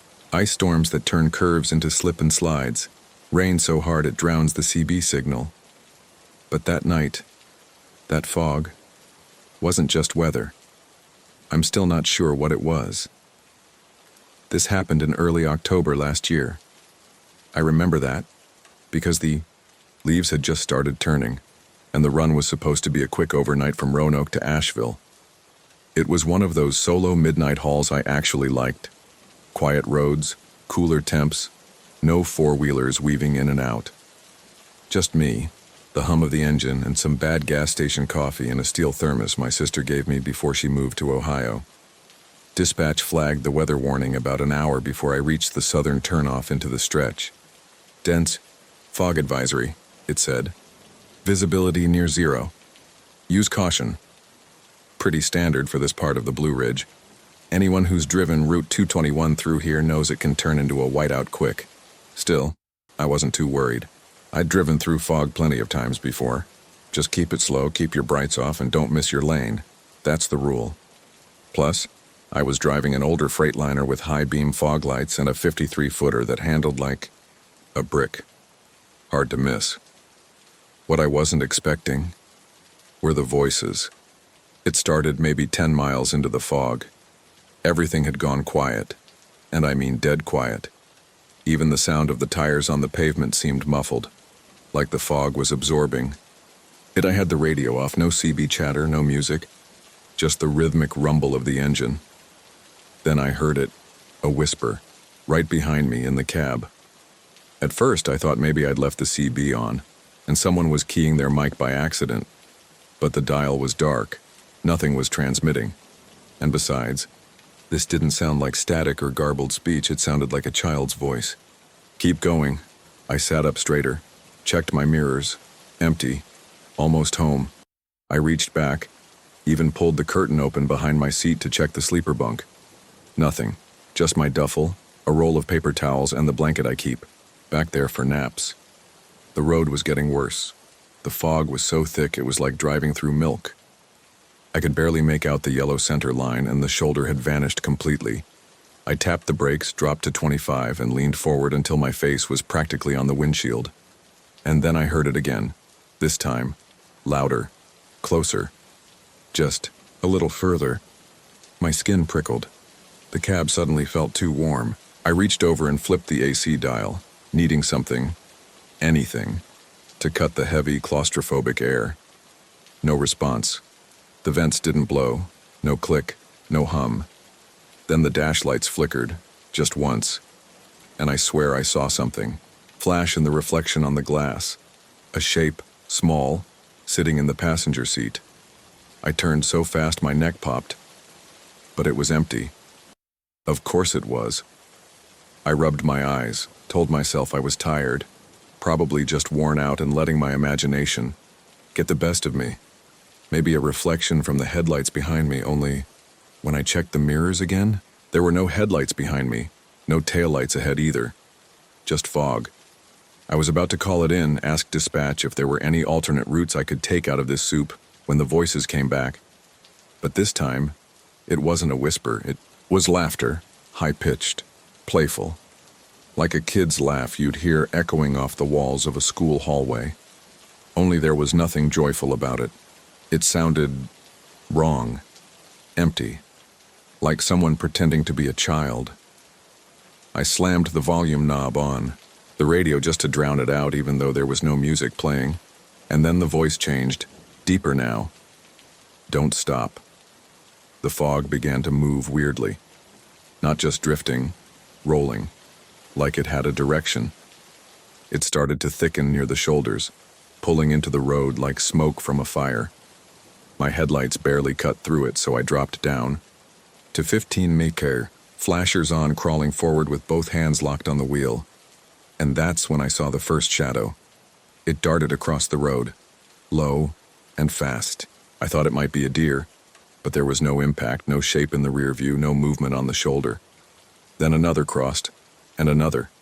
Dozens of them, blurry, human-sized shapes moving just outside the reach of my lights.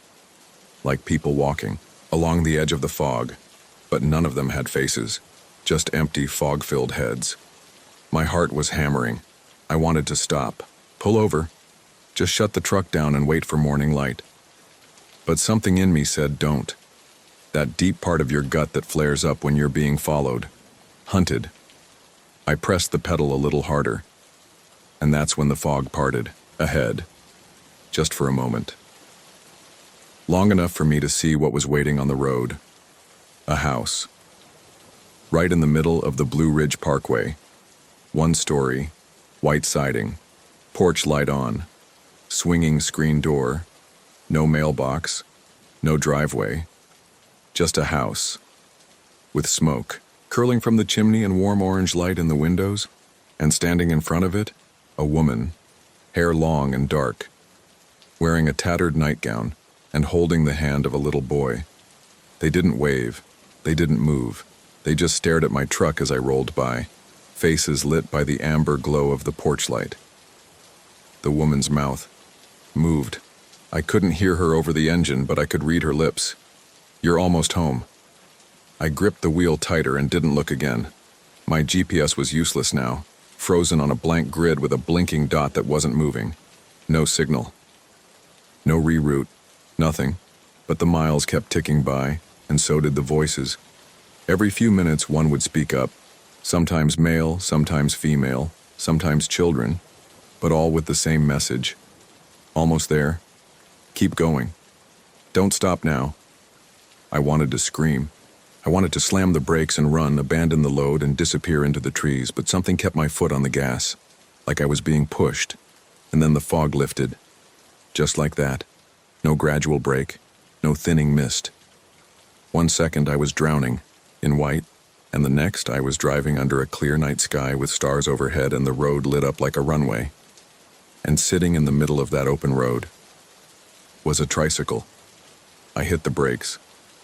The trailer fishtailed, tires squealing, but I stopped in time, maybe 3 feet short of crushing it.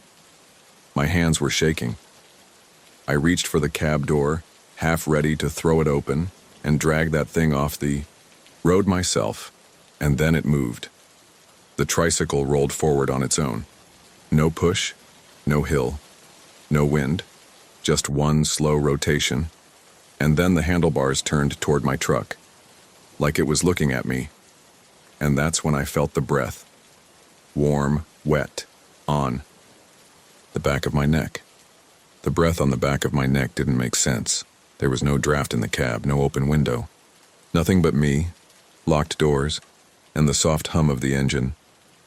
But I felt it. A warm, wet exhale that tickled the hairs on my neck. And I froze. Didn't turn, didn't breathe. Just sat there, paralyzed. My eyes locked on that tricycle in front of my truck, its handlebars still turned toward me like it was watching, waiting. Another breath, this one longer, drawn out. Then just barely. I heard something. A whisper, not a word, not exactly. More like the beginning of one, like someone just about to speak. I don't know what instinct kicked in, but I slammed the cab lights on and twisted around with a fist already drawn back like I was about to punch whatever was behind me. But the sleeper was empty, exactly like it had been earlier. No one there, except now. The blanket was folded. I hadn't touched it. I jerked the truck into drive and crept forward, carefully maneuvering around the tricycle without looking directly at it. As soon as I cleared it, I pressed the pedal harder than I should have. The engine growled, the trailer groaned, and the whole rig surged forward with more power than I expected. The road felt wrong now, the texture of it. You don't think about road texture when you're driving a semi, unless it's gravel, mud, or something slick. But this was different. It sounded soft, like my wheels weren't on pavement anymore. I flicked my brights for a second. That's when my stomach dropped. I wasn't on a road anymore. I was driving over dirt, and not just any dirt. Freshly dug, dark earth that swallowed the light instead of reflecting it. No lane markers, no shoulder, no signs. Just a long, narrow stretch of black dirt surrounded by fields of crosses, grave markers. hundreds of them, and they were blurry, like they weren't fully there, phasing in and out like static on an old television screen. I didn't stop. I couldn't. Because ahead, standing right in the middle of the path, was that same little boy from the house. He wasn't holding the woman's hand now. He stood there barefoot in the dirt, staring straight at me, his eyes glowing faintly in the fogless dark. As I got closer, he smiled and then turned around and started walking forward, right down the path like he was leading me. No matter how much I slowed or tried to stop, the truck wouldn't respond. I had control of the wheel, but the gas and brakes were completely dead. The engine didn't stall. The RPMs didn't jump. But I wasn't driving anymore. Something else was. I gripped the wheel and stared straight ahead, terrified of what would happen if I took my eyes off the boy. Every once in a while, he'd look back over his shoulder, with that same smile, not innocent, knowing, like he'd done this before, like I was just the next name on a long list. And then I noticed the names, etched into the sides of the road, just beyond the path, were wooden signs nailed into the dirt. Some were crooked, some falling over, but they all had names carved into them. Brandon L.J. Reyes, Sasha M., and one that said just, "You." Right as I passed it, I started yelling, screaming into the cab, into the night, into anything that might be listening. "Let me out. I don't belong here. I'm not dead." But the boy just kept walking, and the road kept stretching, until finally the crosses ended, and I saw a tunnel up ahead. Stone and moss-covered, low and wide, like an old coal shaft entrance.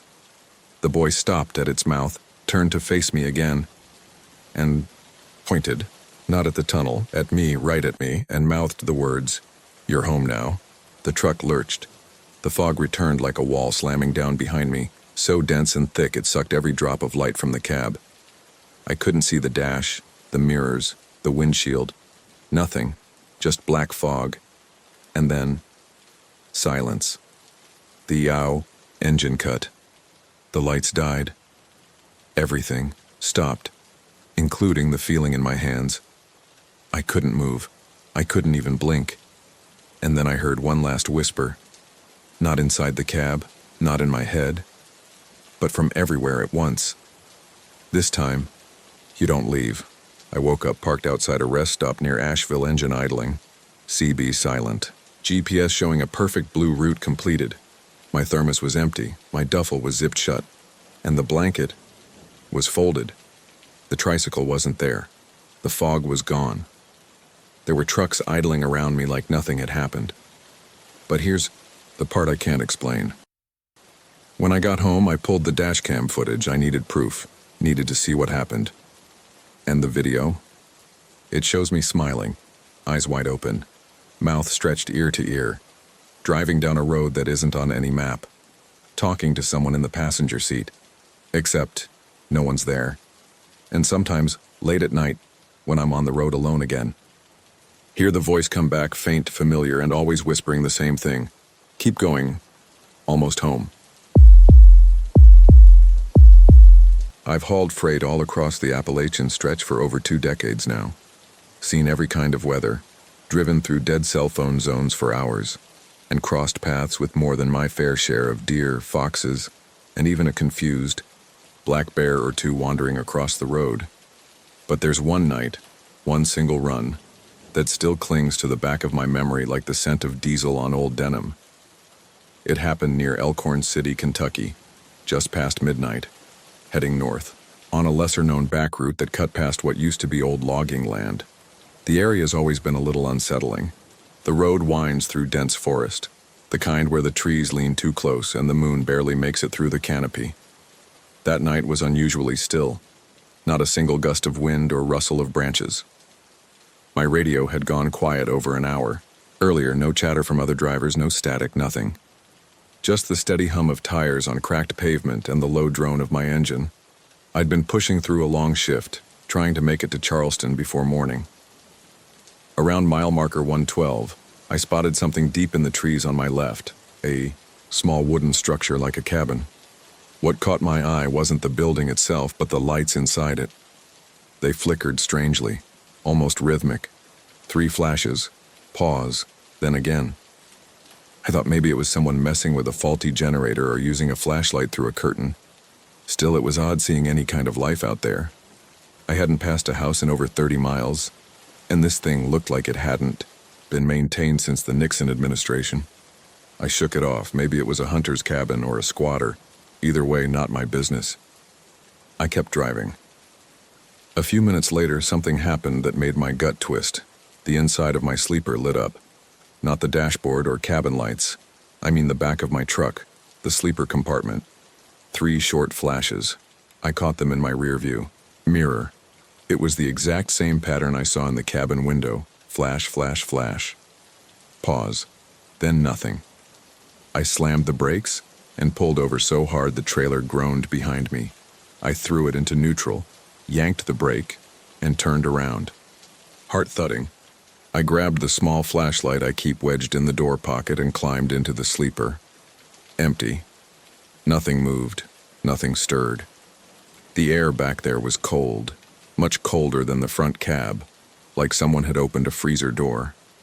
And there was this smell, subtle but rotten, like damp wood left to mold in the dark. It clung to the air and sat in the back of my throat. I searched every inch of that sleeper, checked under the mattress, behind the side compartments, even the crawl space under the bunk. Nothing. No wiring problems. No one hiding. And no way any external light could have gotten in and caused that. Just to be safe, I stepped outside with my flashlight and circled the entire rig. Still nothing. There wasn't a car or structure in sight, only the trees. Black silhouettes against a moonless sky. The air was dead silent, no bugs, no wind, no far-off hoot of an owl. Just the sound of my own boots crunching gravel and the distant hiss of my idling truck. I climbed back in, locked the doors and pulled back onto the road, driving a little faster now, not caring about the RPMs. I just wanted out of that stretch. But whatever I'd seen, or whatever had seen me, wasn't done yet. 15 miles down the road, I started hearing things. At first, it was faint. A soft tapping sound like fingers drumming against a window.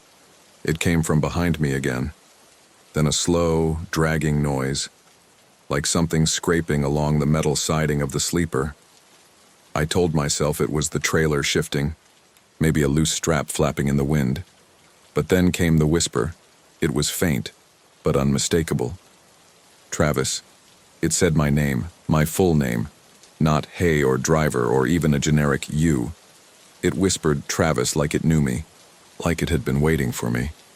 I turned up the radio trying to drown it out with static, but it cut through like a knife through wool.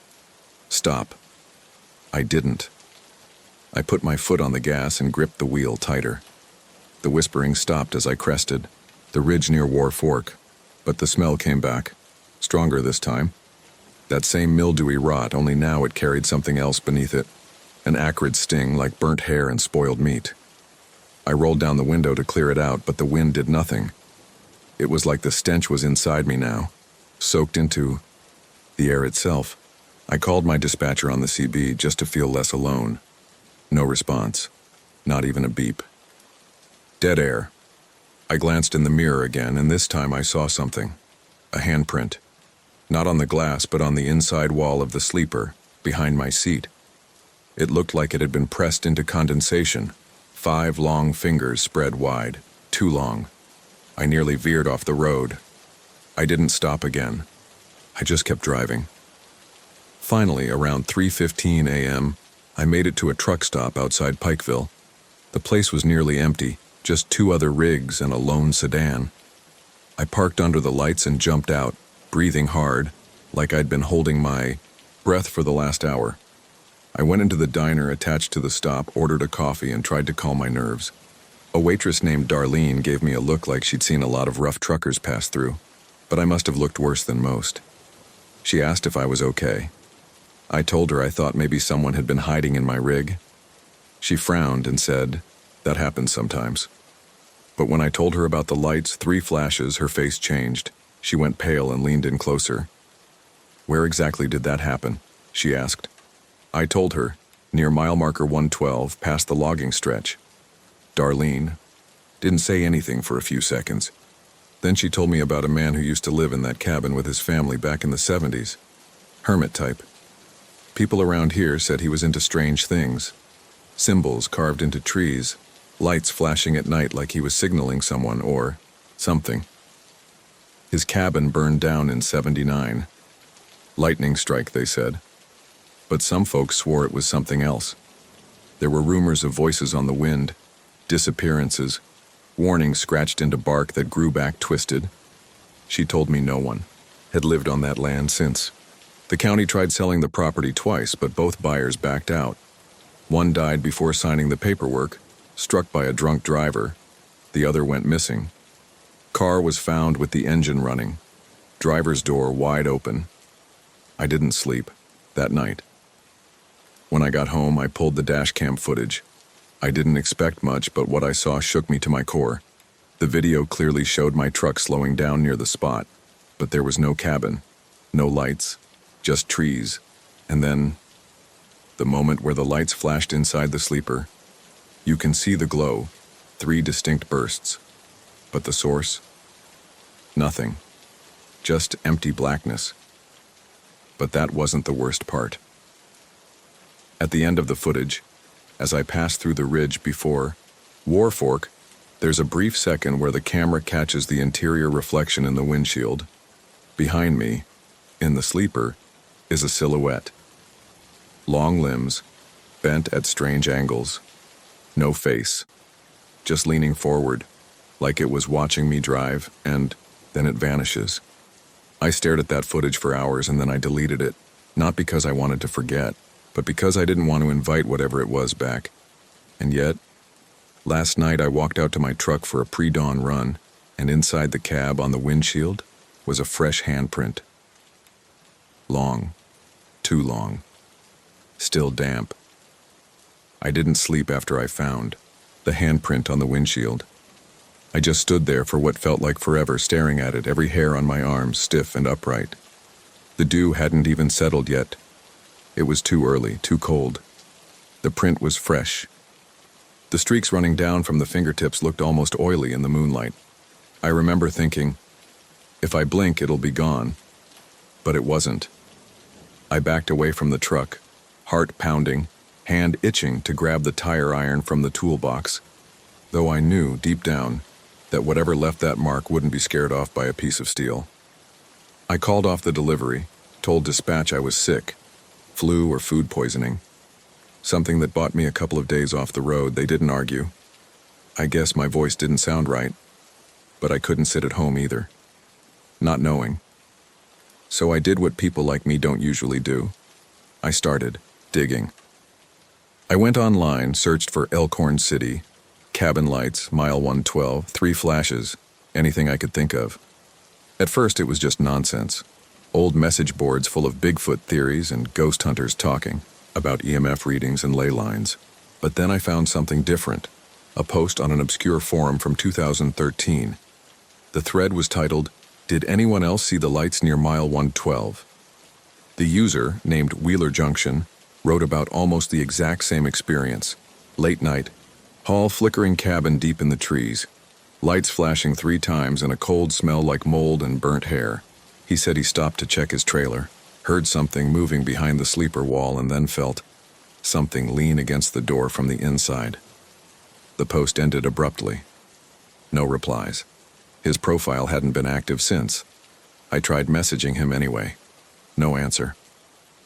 I took the footage from my dash cam to a buddy of mine, Rick, who used to run IT security for a trucking company before retirement. He's one of those older guys who doesn't rattle easy. Vietnam vet, trucked most of his life. He's seen it, all, or so he says, until I showed him the frame, the one with the reflection in the glass.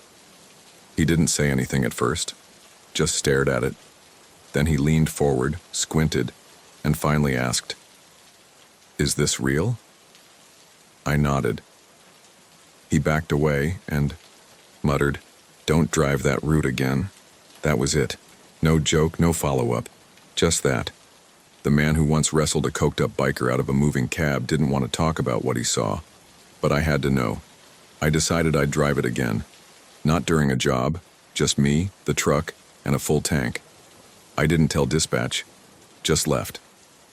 One morning around 10 a.m., planning to reach the area before sundown. By 6:45 p.m., I was near mile 112. The road was empty, light fading, shadows stretching longer with every mile. I passed the same rock outcrop, the same bent speed limit sign with buckshot holes in it. I slowed as I neared the spot where I'd seen the cabin. Nothing, just trees. I parked on the shoulder and got out, leaving the truck idling. The forest was silent, still, too still. I walked toward where I thought the cabin had been, crunching over dry leaves and soft moss. About 20 yards in, I stopped. The air changed. The scent hit first, wet wood, old rot, that same burnt smell under everything. My eyes watered. It was like the world held its breath, and then, the lights. 3 faint flashes in the trees ahead, like they were coming from inside the forest. I followed. It didn't feel like walking, more like being pulled. My boots sank into soft ground, my breath fogged up in the unnatural chill. Every few steps I'd see another set of 3 flashes leading me deeper and deeper. Finally I reached a clearing, and there it was. The cabin, same as before, wooden, decayed, moss on the roof, 1 broken window. But this time, it was real.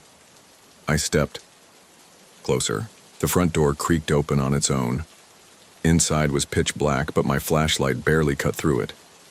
Dust hung in the air like smoke. There were symbols etched into the walls, deep gouges like they were clawed in. Triangles, circles, spirals I couldn't make sense of. I passed an old chair, still rocking slowly as if someone had just left it. Then I saw the door to a back room. Closed. I didn't want to open it. Every bone in my body screamed to turn around and run. But I was already inside, already in it. So I reached for the doorknob, and that's when I heard it. A voice right behind me. Travis.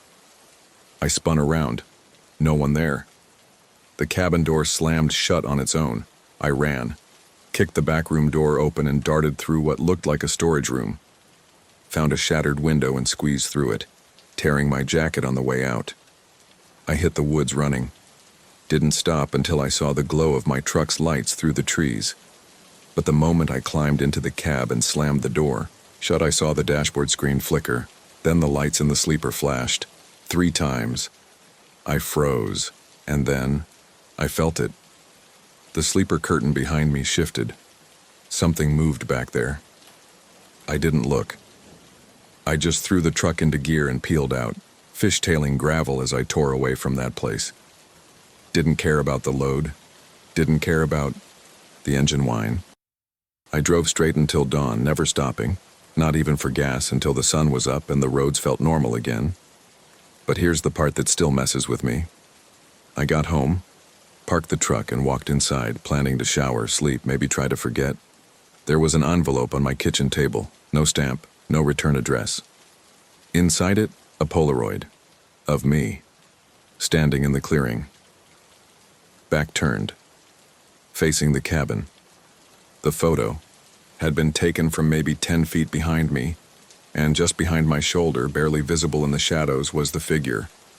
Long limbs, no face, same as the reflection, written on the back in smudged pencil, almost home. I burned it, right there in the sink. But no matter how hot the flames got, the smell of rot never left. It still lingers in the cab sometimes, even after scrubbing and ozone treatments. And once, just once, I swear I heard whispering through the vents while parked at a rest stop. The same voice, same word. Travis. I've stopped driving the Appalachian routes. I stick to coastal runs now, long highways, no backwoods detours. But sometimes, at night, the interior lights flicker 3 times, and when they do, I don't look in the rear view. I don't ever want to see what's sitting behind me.